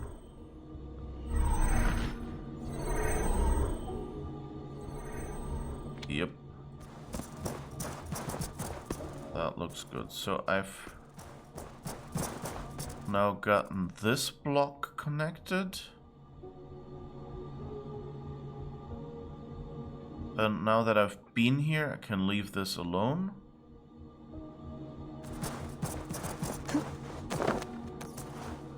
And redirect that back to the previous block so I can go straight ahead.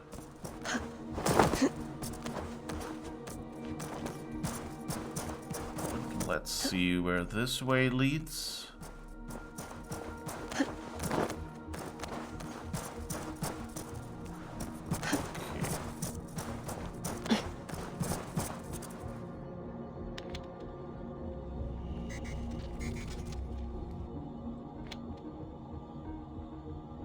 Okay.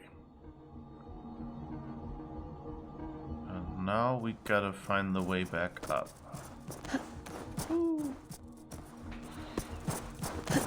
I love these puzzles, you know, I mean, they're obviously puzzles and, you know, they kind of don't really make sense in the world.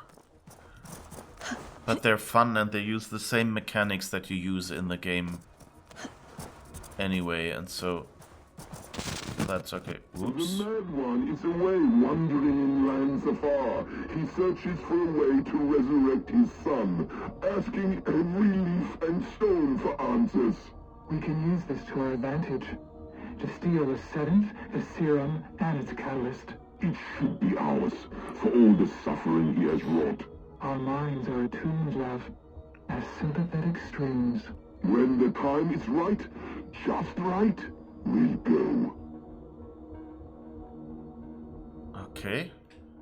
These are weird things. So they want to steal something, including the seventh.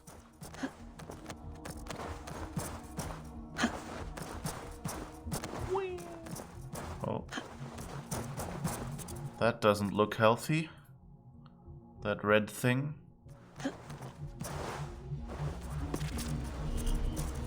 Hazards cause desynchronization and will reset your progress to the previous checkpoint. Yeah, okay, so these things will kill us.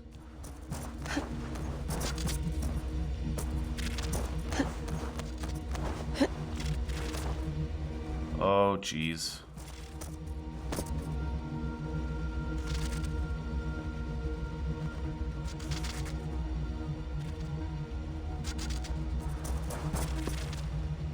Can I jump over there? Is that too far?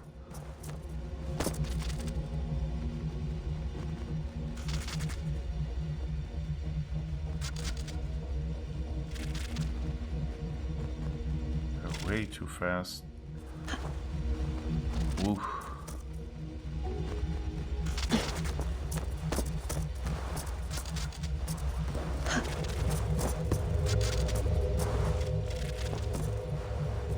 Okay, I guess we could have climbed up if we wanted.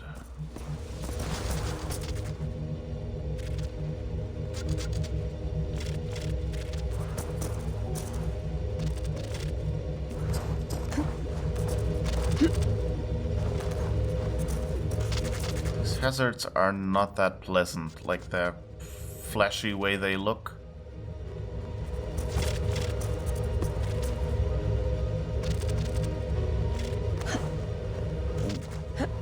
Oh, okay, that's behind this one, okay.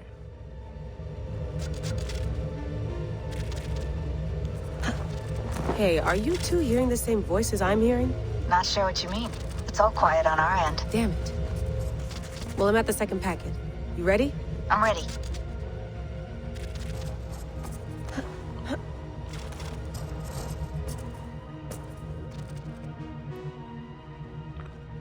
I think the world around this thing, I'm not sure that's a real world. I think that's just a sphere, you know, like they did before they had proper 3D engines.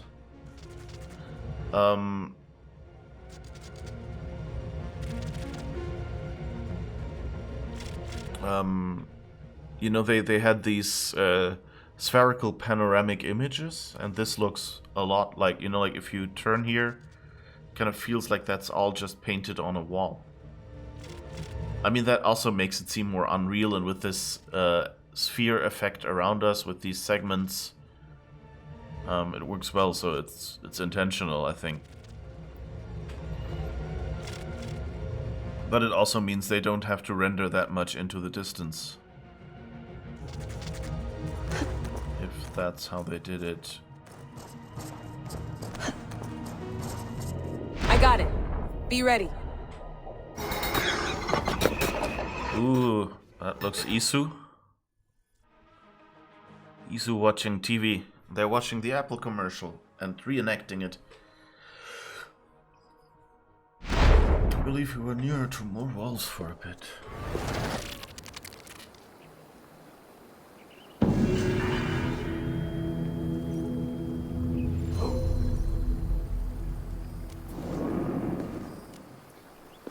Alright.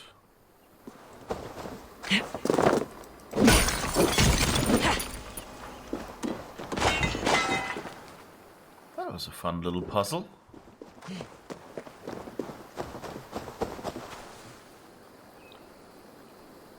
But I guess the map continues here.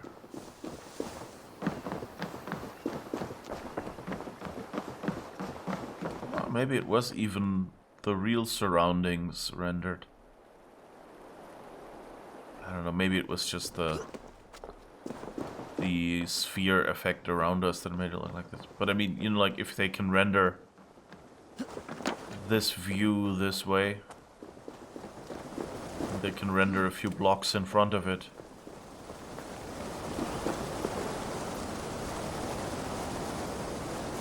Okay, so I just gotta try it, you know? Yes, okay. I think that's the aqueduct we were at earlier, so... Well, last stream. But, you know, before.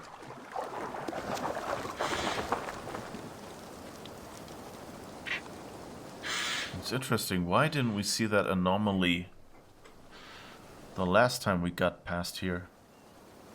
Or do we have several aqueducts that just look similar? No, that's near St. Albans Abbey, yeah, so that's definitely the spot we were.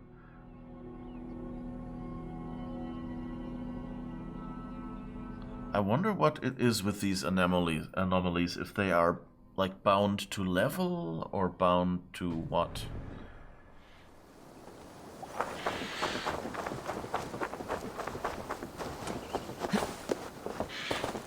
Or if you like, I think we were attacked by some people under this aqueduct? Or was that the other one? Anyway, if that was the one, then, hi cow. Ooh.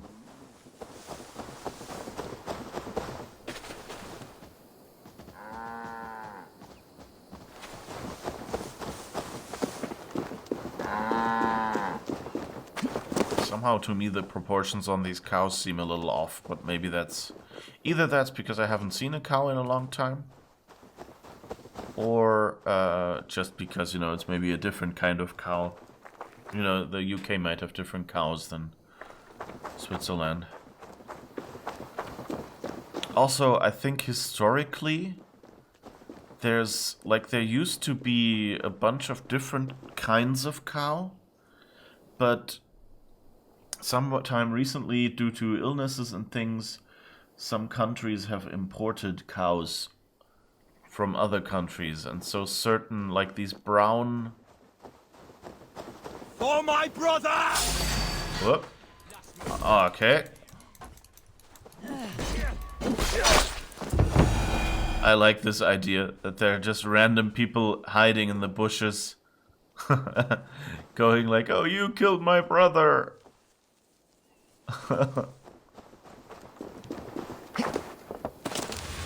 I mean, you know, like that, it gives the game, the things you do in the game, a bit of consequence. Well, it doesn't even have to be consequence. Like, most of those are just, oh, you're one of those Vikings, all of these Danes, as they call them, do this, you know, steal and plunder and kill people. So it's probably your fault, or at least, you know, the fault of your kind.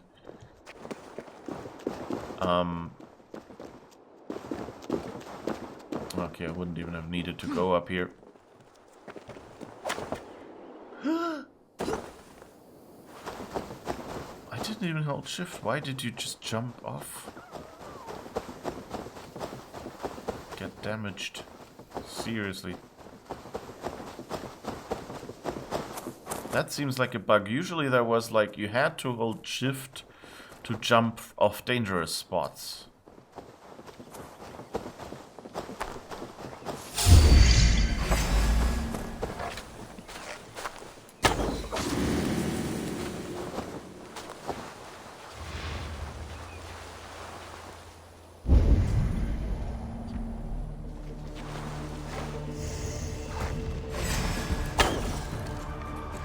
Come on.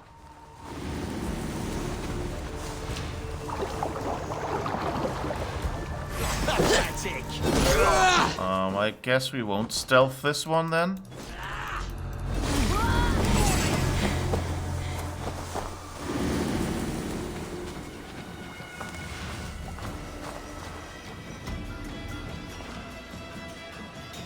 Does he know where I am or not? Hey now! Damn it! You die now!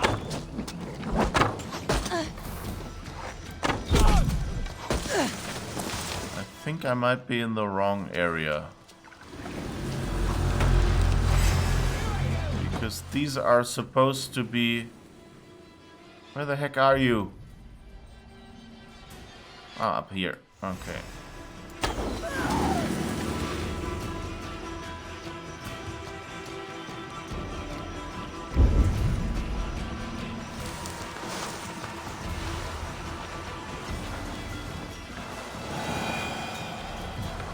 Don't be so dramatic, game.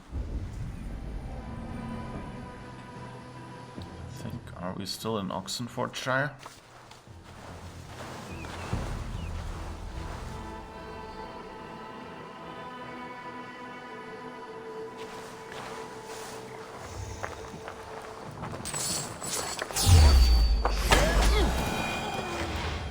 I guess they're not too high level.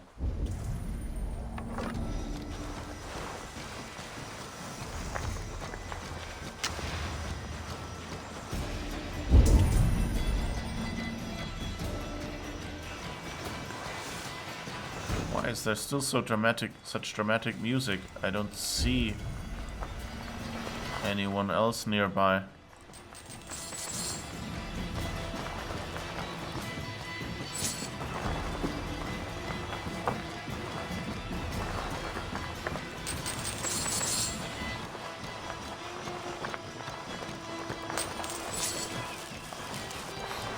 The game is just going crazy, like, ah, drama, drama.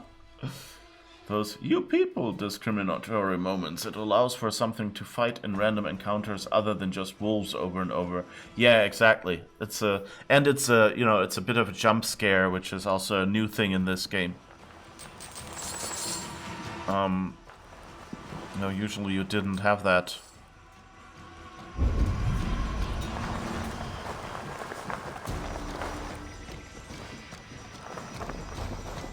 Seriously, game, calm down.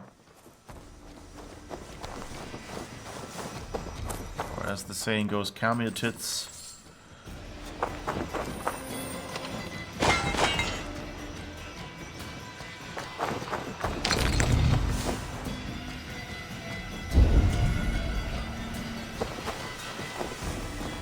This is really like... What's going on here? Is that a bug? Did they forget to turn down the music after the battle? Or is there like some enemy stuck somewhere that I can't see and who can't see me?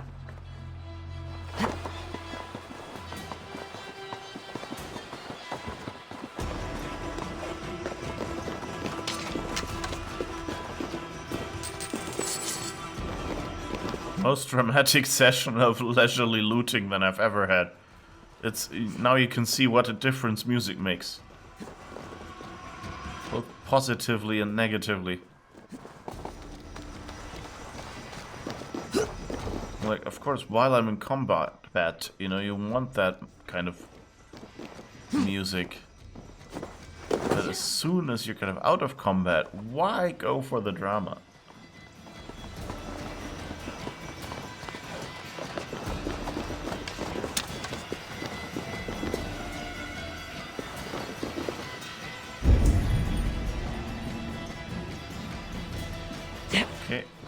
I think that's it.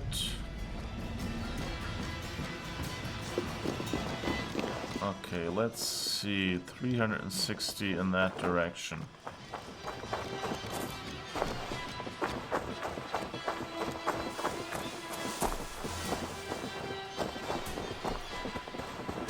I mean, the music is cool.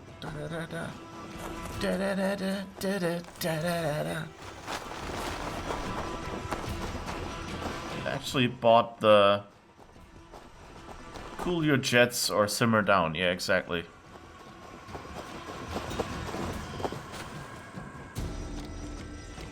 Come on. Why is it so dramatic here?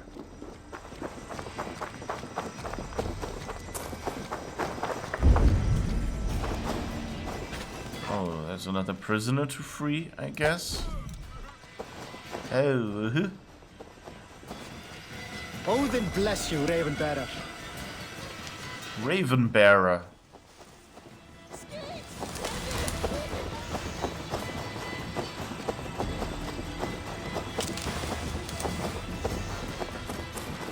Seriously, why this dramatic music came? I might have to save and reload just to get rid of it if it doesn't.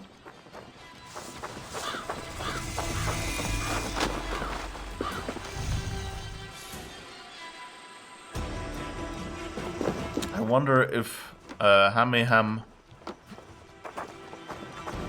used to be called Kahameham.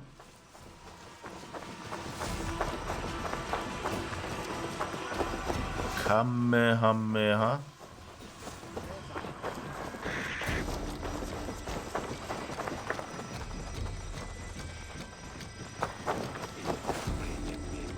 Okay, so I think this is the point where we do a save. Just wait. I think. I don't know. Let's save here. It's sad that you seem to have about, I don't know, 20 save slots or something.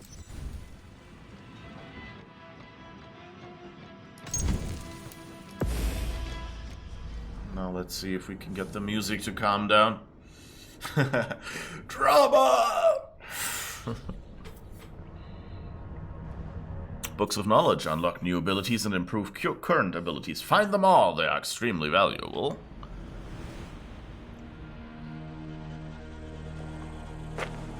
That sounds better.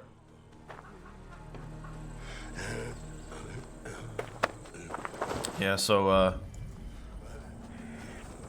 this game is not quite as polished as Odyssey was when it released. But I mean, it makes sense, you know, like, you have to remember, they did Origins, and shortly after that they did Odyssey.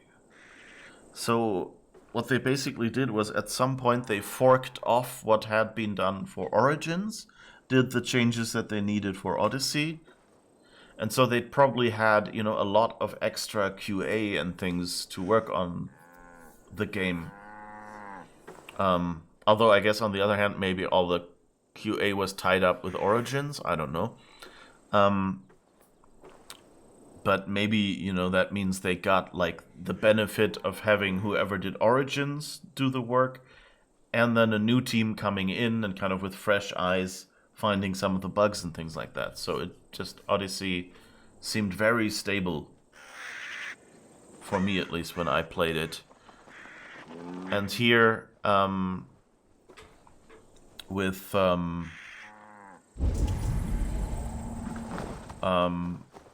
and here, Valhalla is basically another Origins more than Odyssey.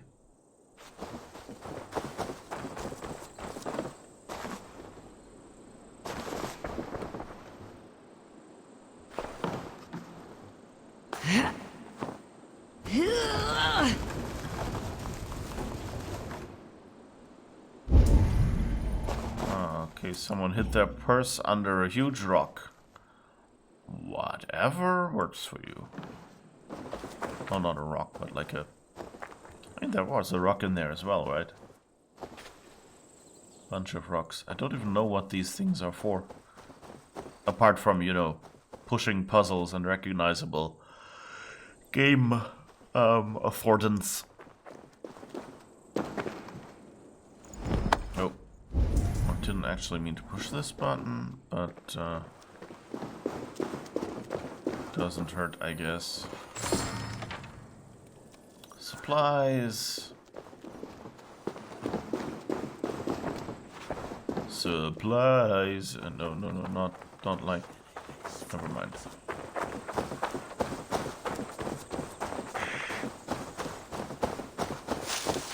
And yeah, Sarah, I got what you meant by jets.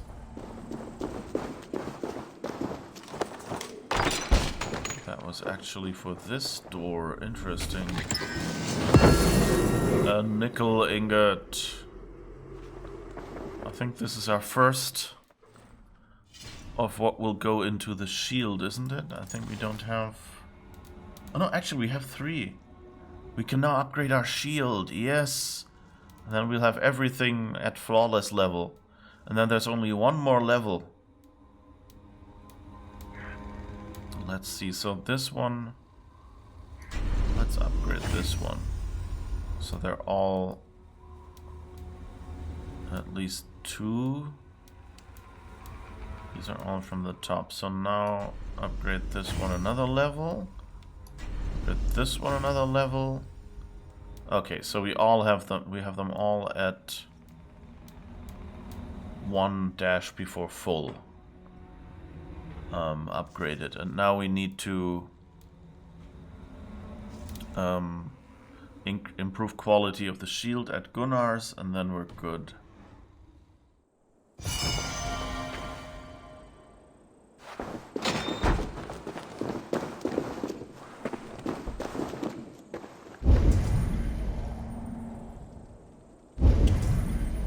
I think we've looted all the riches you people had. Oh, what's this? Missing Pierre. Adelaide came by asking about Pierre's whereabouts. Odd, not seen him since he went to check the well some 3 days back. Hope he didn't run afoul of werewolves, Danes, or other foul beasties. Ah, there is a well. Oh well, I guess we'll have to check it out. Check it out now. The Funk Soul Brother, right about now. I should probably stop at that, because that's unmelodic enough that I might get a copyright strike just from speaking these words.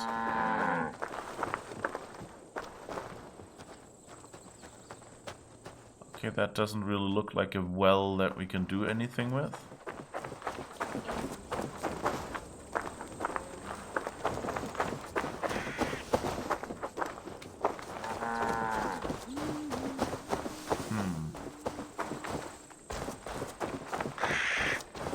Is there another well anywhere? A non-closed one?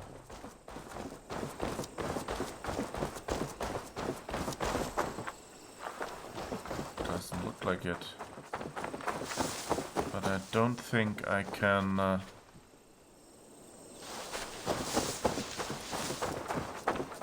You know, this well doesn't really look destructible, does it? That looks pretty well closed.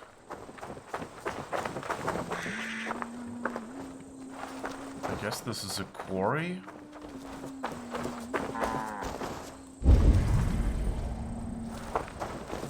They seem to be into rocks.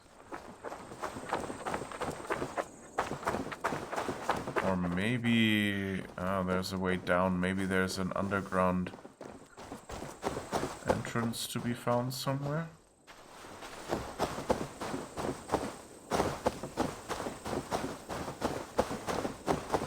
Like a cave or something where we can get into the well. Apparently not.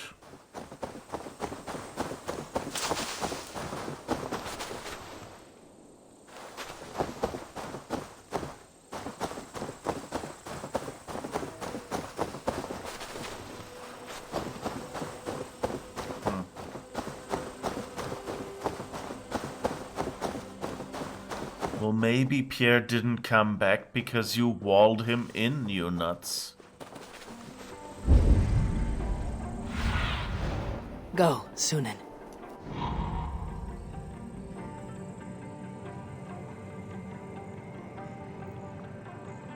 Well, there seems to be some sort of settlement over there with lots of keys. And there seems to be some sort of rich. So I guess we'll just go down there and Timmy, who fell into the well, can fend for himself, I guess.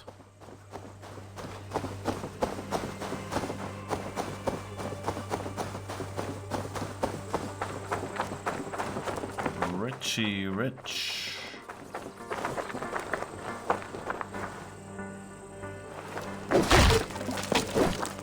Oh. No, no, just... Yes, thank you.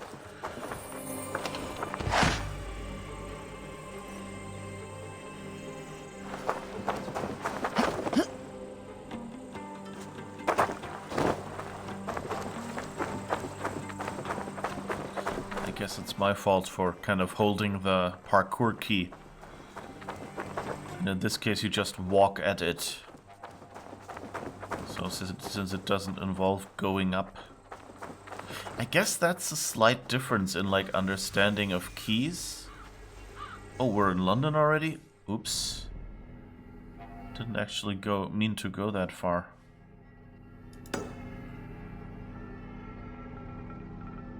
Although I think it says London level 90. So I guess we could. And I mean, if we're nearby, we might as well unlock the fast travel. How far away is that? But that's a little farther away than this. So I guess we go here and then dip into London just to unlock the fast travel point. But I think I want to do some other areas first, because I have the feeling that London just by name, Cripplegate Fort. Question is that London? Because on the map it I seems... should not be seen in this area. It seems a bit like this might still be part of Oxfordshire.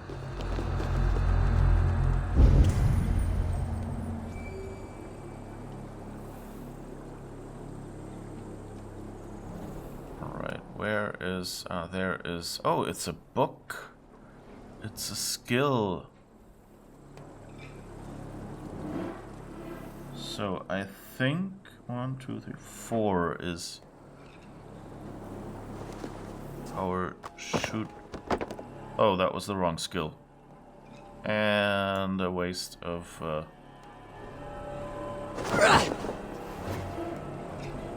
okay, do it like this. Now hit the key.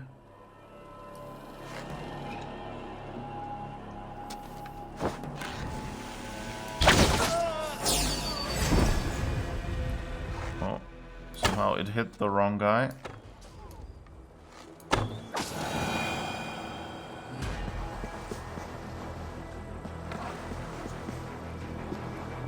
That's really overpowered. I shot 3 people at least without really aiming, and it cost me only half an adrenaline slot. Jesus, I love this ability.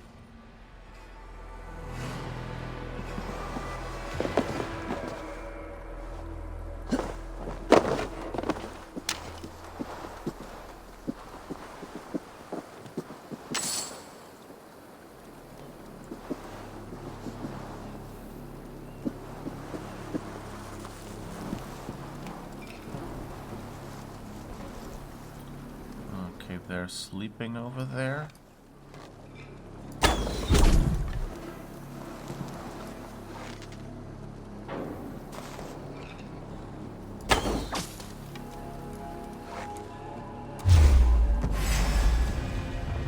How would you even see me?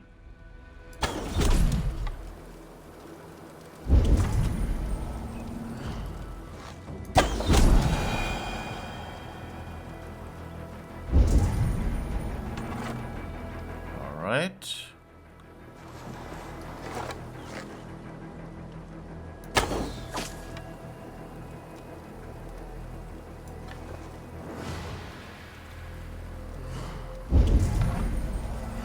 But I kind of like the balancing they did, or I mean maybe that's just at this low difficulty, but I like the way they planned out this, you know, like how, at least at the moment, oops. Seriously? Okay, now we've got you.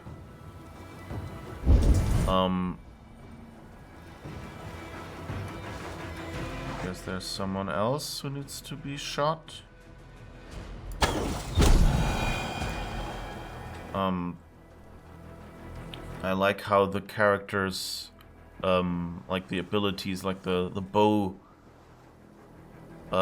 is still strong enough to one-shot enemies. Because like for stealth, that's, you know, kind of what you need if you want to be at range and pick off the enemies.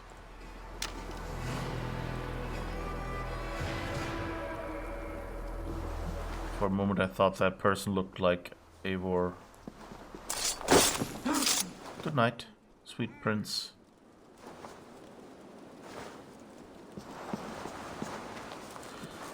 Have a bomb in case your friends come and miss you.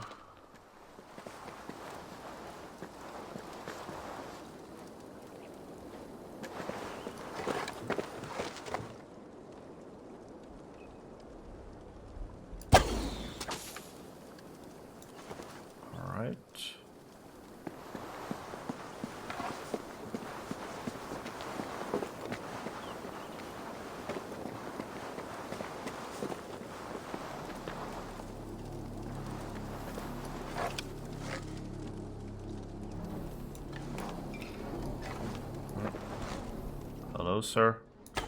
Didn't see you there.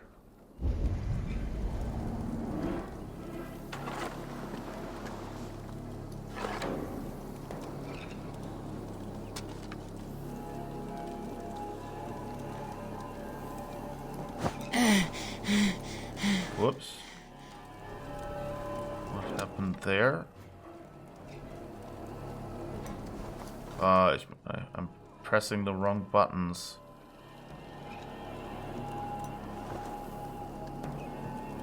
Okay, let's wait for this guy to come around again, so at least we've shot him, I hope.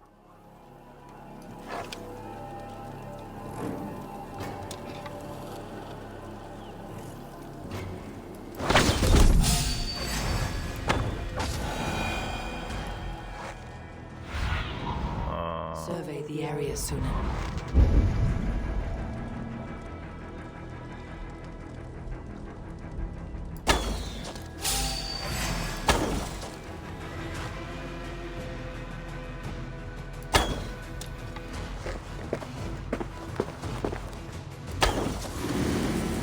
Okay.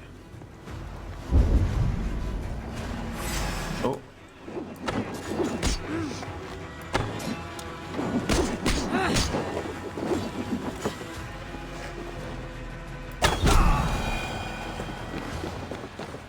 God, they couldn't call their friends when they see me.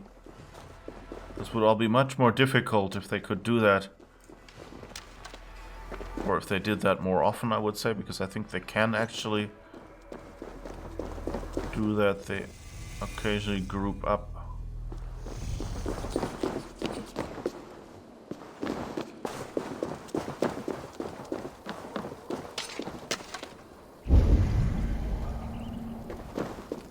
Okay, a few people over there.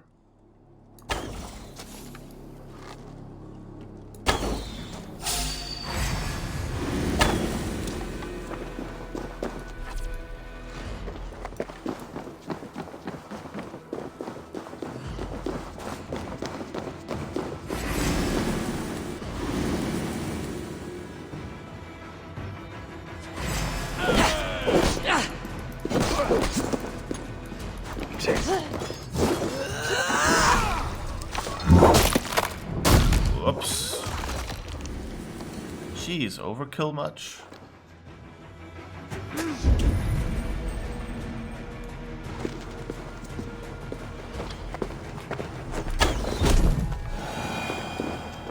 Even shot through a torch and got a burning arrow. It's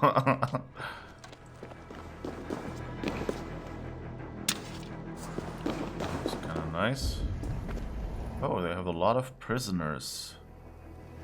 That guy seems to have a key.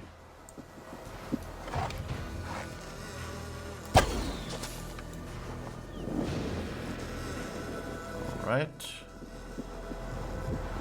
We have everyone now.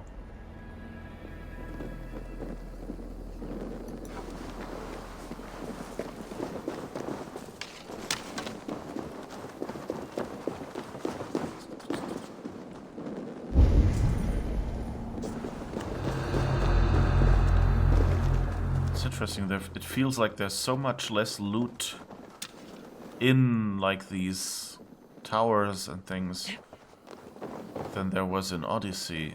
Like in Odyssey, basically there were a few coins in every tower.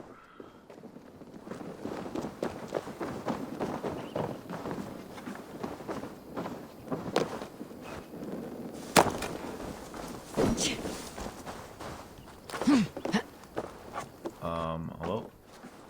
Yes. Open up. Thanks, the gods favor you. I think he has a Ravenclan shield, right? So, My thanks. Gods favor you. technically... Gods be kind. What's the problem? Technically they're relatives or something. Thank you. Thank you so much, friend. I wonder if I did that a little bit early.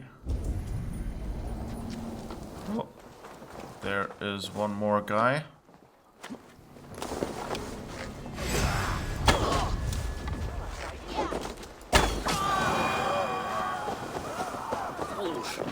What's the fuss? Luckily there is no friendly fire.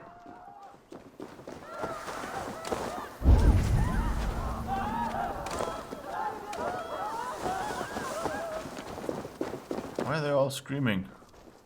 You're Vikings, damn it. Ah, here's some more loot.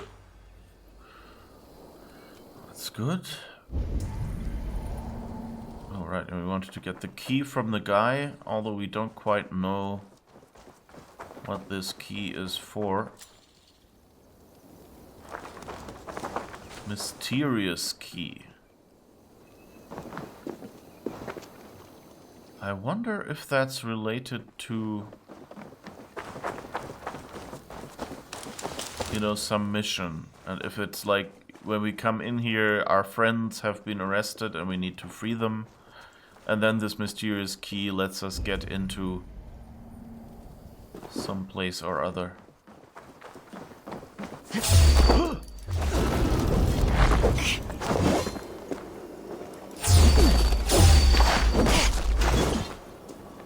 Whew.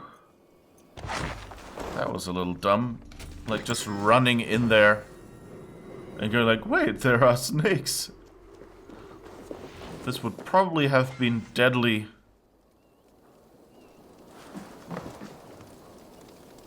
On a different difficulty level.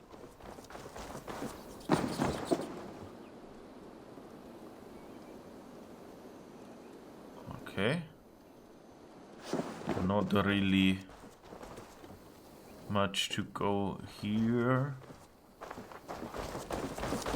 Alright, but we wanted to find... Jesus.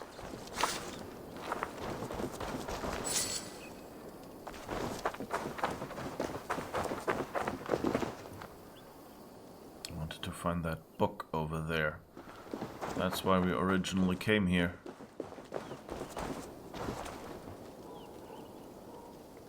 But I think this counts as London and not as Oxfordshire.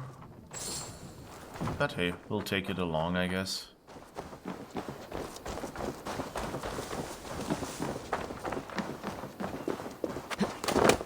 And this is probably where they intended us to come in. Or at least one of the points of ingress that would have been more stealthy, but since I ran into the first...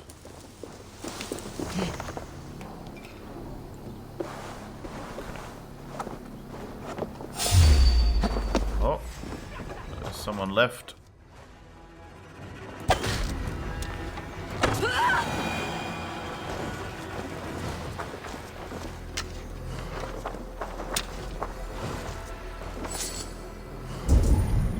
Didn't get everyone yet. And that is The other side must be barred, barred. not just locked.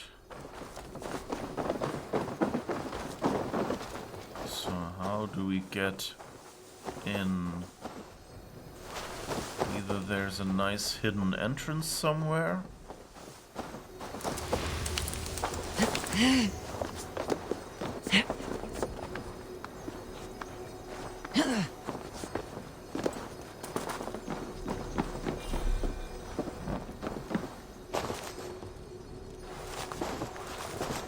There's anything up there, but just in case, or at least not, you know,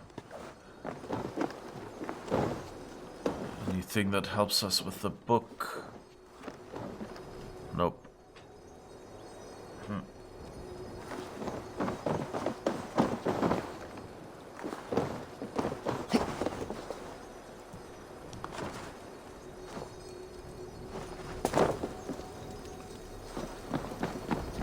So, how do you get in there?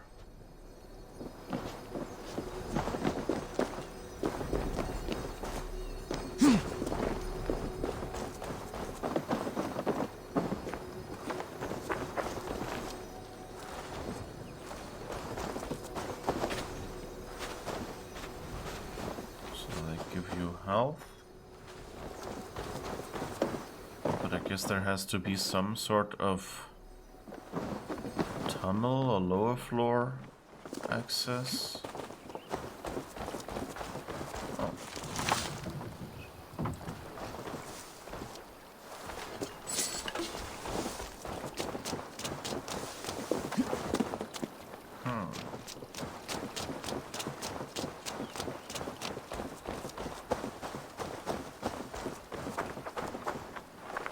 Oh, that looks like I should set it on fire.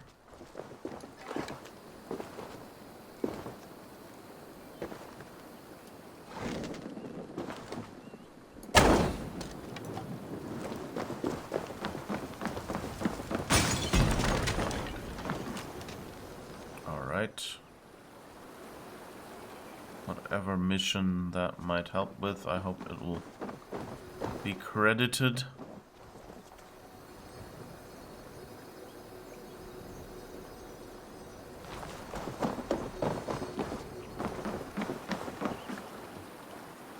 There's another waterfall. Let's go up there. Maybe there's an...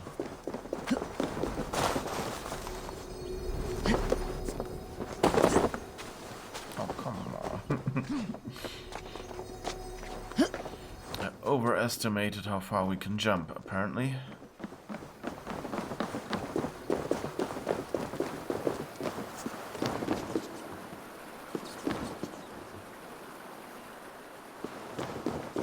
I gotta say, duet sounds kind of nice. So if I ever had to come up with, I don't know, a faux Spanish word or something, I would probably...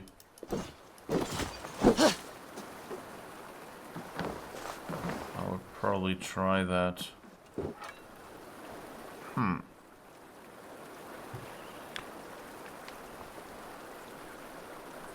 Is there... Let's see, there's a city with stables. More stables.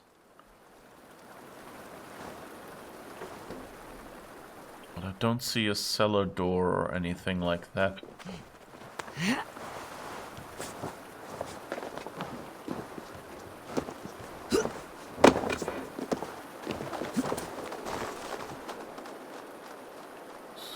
How? Where?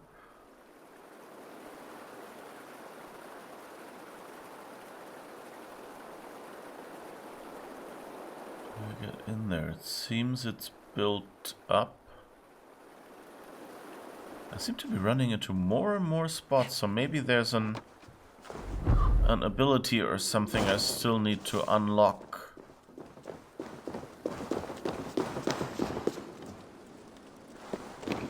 That was Sleeping Princess. Oh, here's a destructible wall. Are there any explodey things nearby? Well, there is one, but that's not... Oh wait, I can probably just blow that up and get the other one for free. Yes.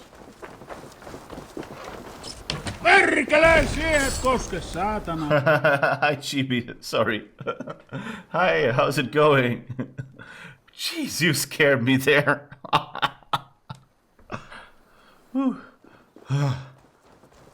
Goodness gracious. Oh. I may have set myself on fire, slightly. Luckily they left me health here.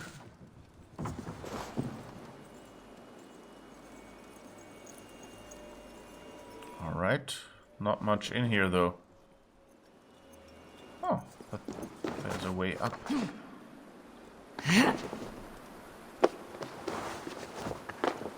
How is it going? Maybe jump a touch too, yeah.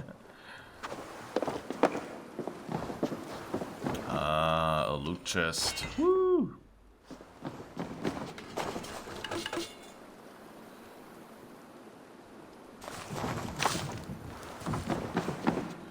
So I've been, I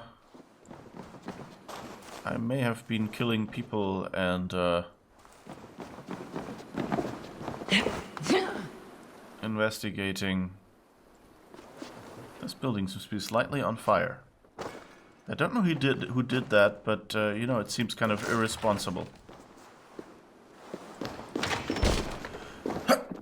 Bless me. We'll use Cyberpunk after this is done. I did actually. You're probably asking because you saw that somewhere in. But yeah, I did actually buy Cyberpunk. Right now, I'm thinking I'll just play it a little on the side, like on weekends or something, when I feel like I would want to continue Assassin's Creed. But I can't. But I don't know, I might do it. Like, there's enough replayability, I guess, in Cyberpunk, and I'm not sure how far I will get. So if I don't finish it by the time this one is finished, then sure.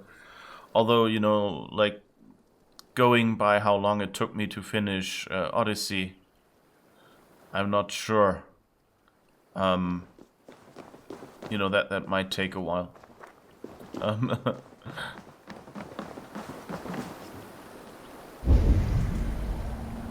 Nothing behind that waterfall.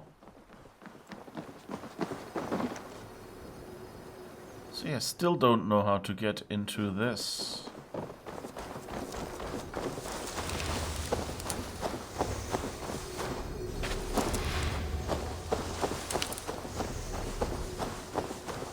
Ah, maybe here somewhere?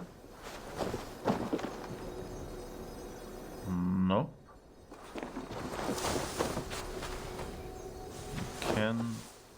Ah, here.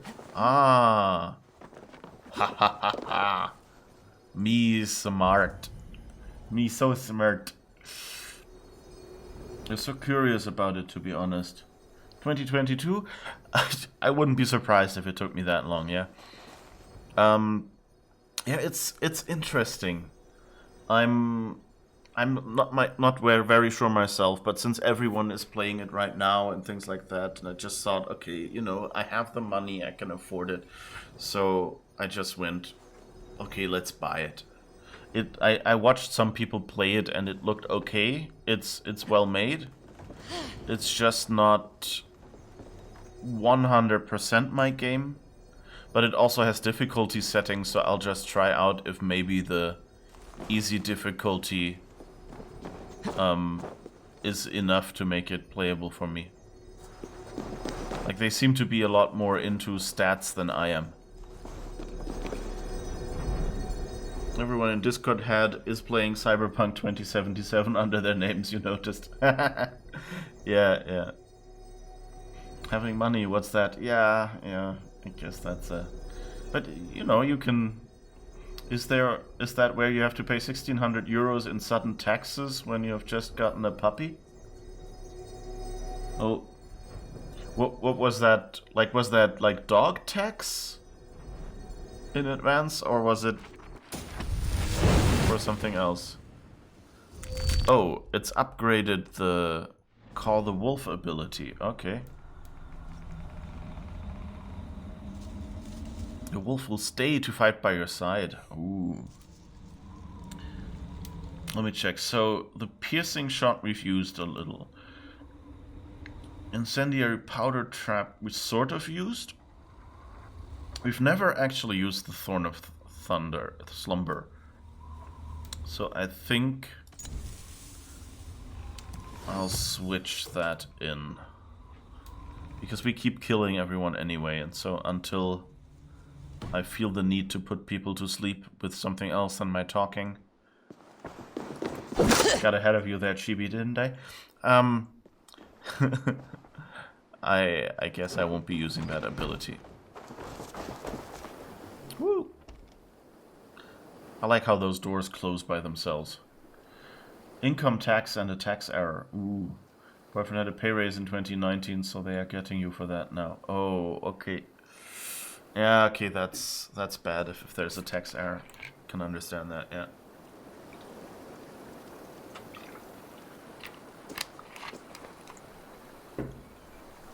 It's always bad when there's back pay.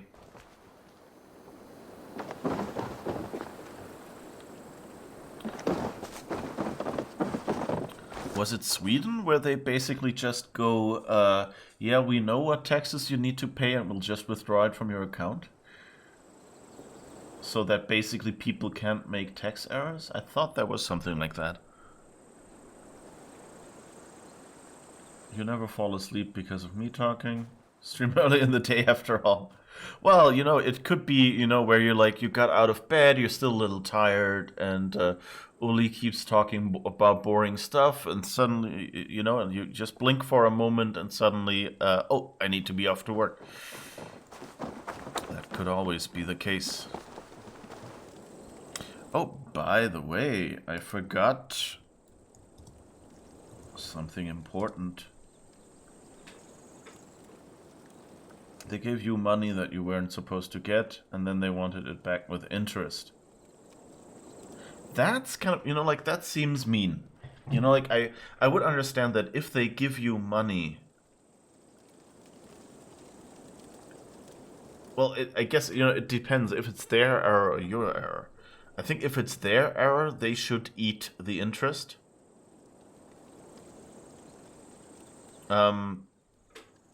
At the least, you know, like, I understand that, you know, if they give someone the wrong money, that it has to come back. But, you know, then claiming interest on it is kind of mean.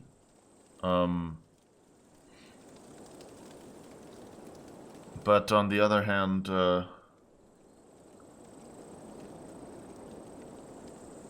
yeah, so I would say, you know, like, in a just system, they should only be able to claim back the money they actually gave you.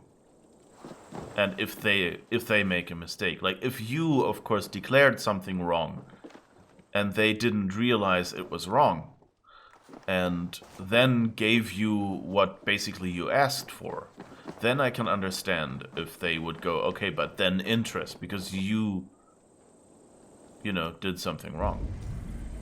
But if it's not your fault, then that seems kind of unrealistic, you know, especially since, you know, someone might have spent the money and not invested it. And so you cannot assume that, you know, they may have interest. And you know, you might not have asked for that, or might not have spent that money. if, you know, if they hadn't given it to you. You know, it might have been, hey, extra spending money. Something went ding-ding there. Oh, I guess that was just the arrows behind us. Okay, so I think we've solidly depopulated this area. So I guess we'll go into London just to see... to unlock the fast travel point. And then I think we'll go back and... I think I forgot to loot an area... and have been meaning, I think, like for 2 streams to go back and check it out. Where the Ragnarsson brothers were. So I still want to do that. Oh, they have a Colosseum-like arena here. Interesting. Maybe we should become a civilian.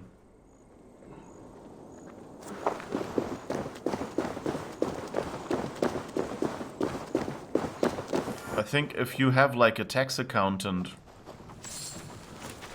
I would probably talk to them and, you know, ask them, unless, you know, you've already... I mean, this may have come in via your accountant. I guess we could do the rivalry thing, but I think it'll be good. Anyway, if you have a tax accountant, I would go to them and ask them, you know, do we really have to pay the interest? Londinium Amphitheater.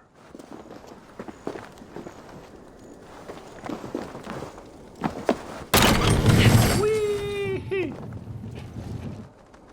Oh. I wanted to go farther up, but I mean, if you insist on placing me next to this loot, then sure. I will play the loot.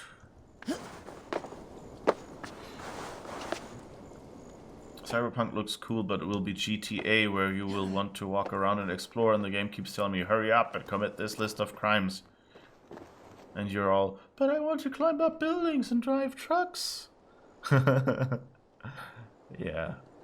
That's the nice thing about these Assassin's Creed games. They're really, you can just walk around. You don't really have to urgently do something. Okay, sometimes someone jumps out of the bushes and attacks you to avenge their brother or something. But I mean, apart from that... Seriously. You can do this. Yes. Alright.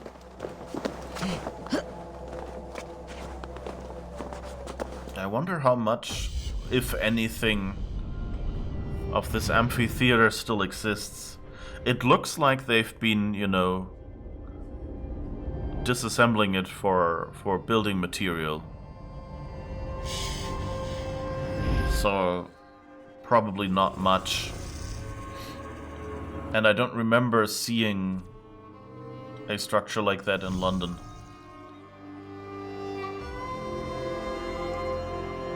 Alright. New points of interest.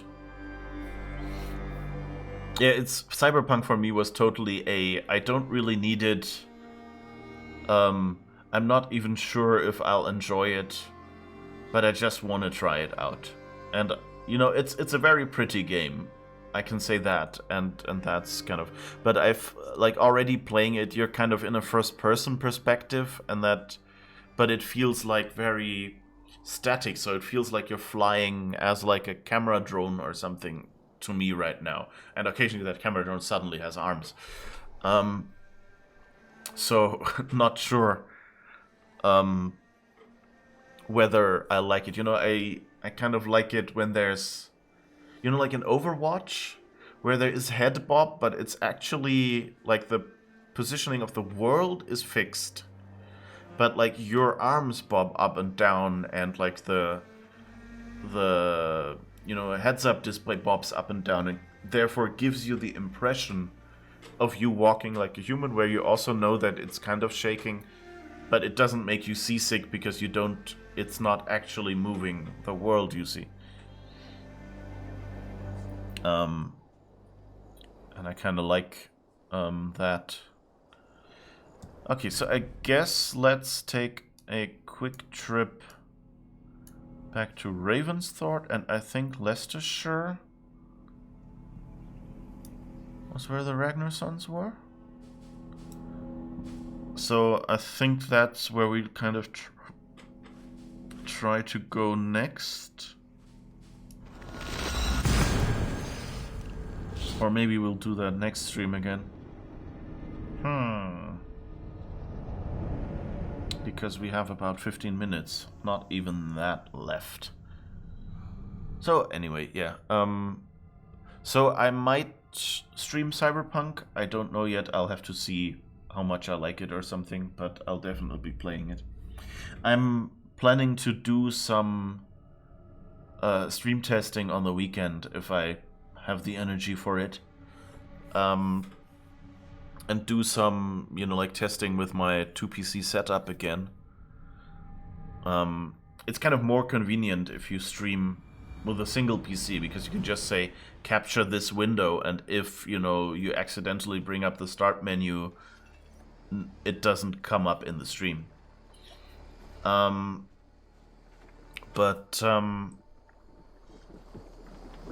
are you sleeping on the street? Oh, that's a dog. Hi. Can I pet the kid? No, I can't. Aww. But I can run into them. Anyway. Upgrade the gear. Yeah, so maybe I'll use Cyberpunk as test content there. I'm not sure yet. It depends, like, you know, when I decide to get up. And but the nice thing about Cyberpunk is it's a game that really tests my PC. You like the looks of that one? And so that means if I can run it here on full settings and the other PC captures it and streams it and has all the overlays and works with the webcams and things like that, and I get all the parts of the bot copied over and all of that, and the Stream Deck setup and all these things that I have here, then then I can I will actually know that, hey, yeah, I can use the 2PC setup. Also, my biggest worry is actually because I have an old capture card, and that has a delay in it. And so, and the delay on the capture card, of course, means that I need to delay microphone audio as well when it comes in, so that it's in sync, and I need to delay more importantly, and that's what I haven't done before. Like, I have delayed microphone audio before, I know how to do that, and it seemed to work. But the webcam picture is of course new. I didn't have a webcam on previous streams with a capture card. So I'll have to see what effect that has. You are looking powerful. I wish they had a few more phrases here. I must be on my way now. But I guess you always do that. Put that gear to good use out there. Alright, so we have all our gear mostly upgraded. Oh, and we can upgrade the shield as well. So since everything else is... Whoops. Oh, here. Upgrade once, upgrade twice. Good. So now we have everything at 1 dash before full and at flawless quality. So that's good. We also have some skill points to spend. Yeah, I guess we won't get to the Ragnar Sons today. And I'll just finish up by spending some skill points and then maybe fast traveling. So melee critical chance, what is this? Assassination damage, light attack, poison resistance, melee resistance, health. Light resistance. Melee critical chance. So I have a bunch of end nodes that are melee critical chance. I guess let's do stealth just because we can. Light shield. Yeah, I guess our shield wasn't very good.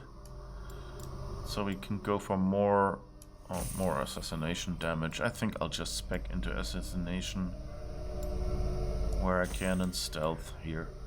And now we're level 120, so a lot of new content has just opened up. That's nice. Ooh. V powerful, folks.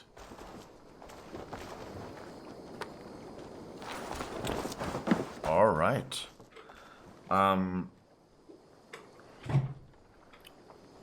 So yeah, so maybe I'll play around with Cyberpunk a little.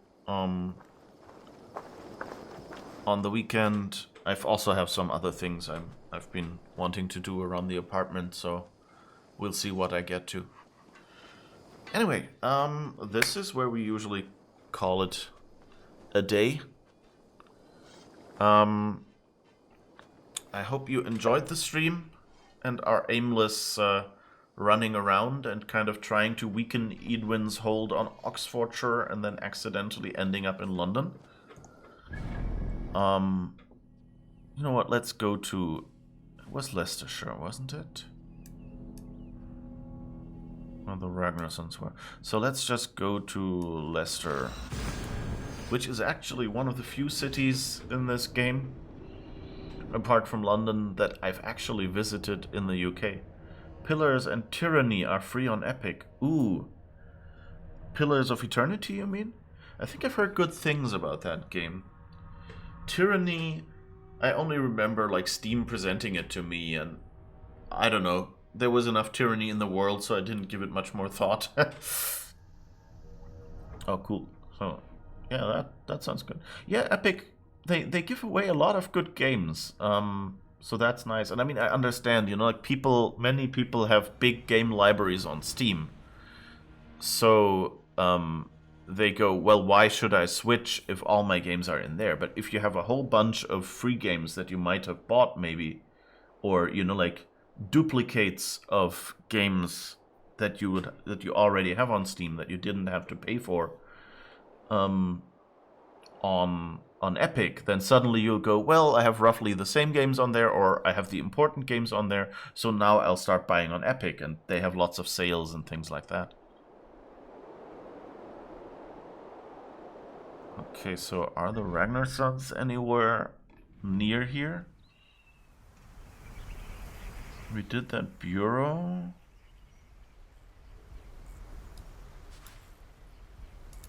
Well, I guess there's a bunch of stuff that we might want to loot. At least. And I guess I can find out where the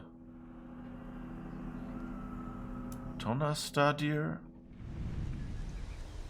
Oh, I think they were in... Weren't they in Repton?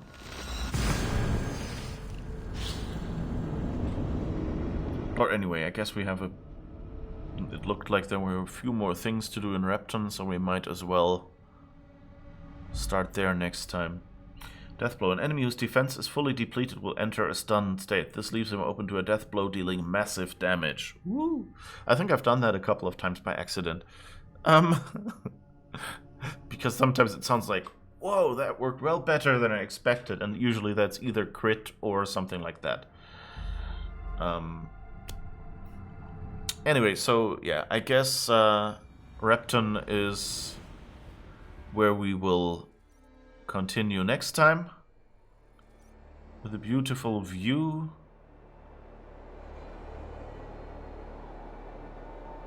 There's a hole in there. Oh, I think I found the... No! Ooh.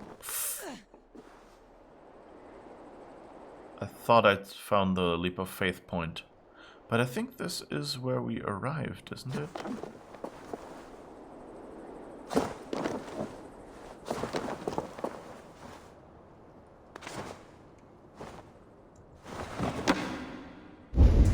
This is where Ivar, I think, Tortured some people. Or maybe not.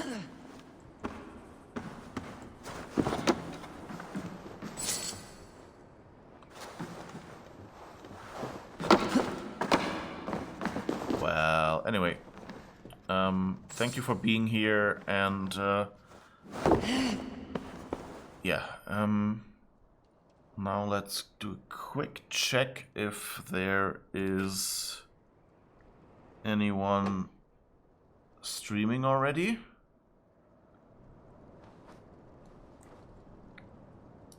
And if we can raid someone.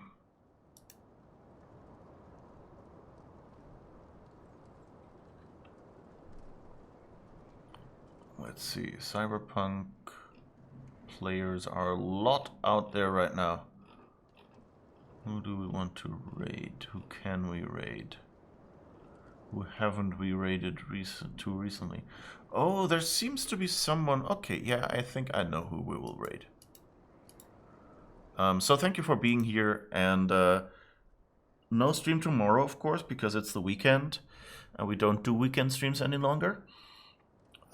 Because we now do them all workday. But, yeah. We will be back on Monday at 7 a.m. or 10 p.m. PST. So thank you for being here, and bye-bye.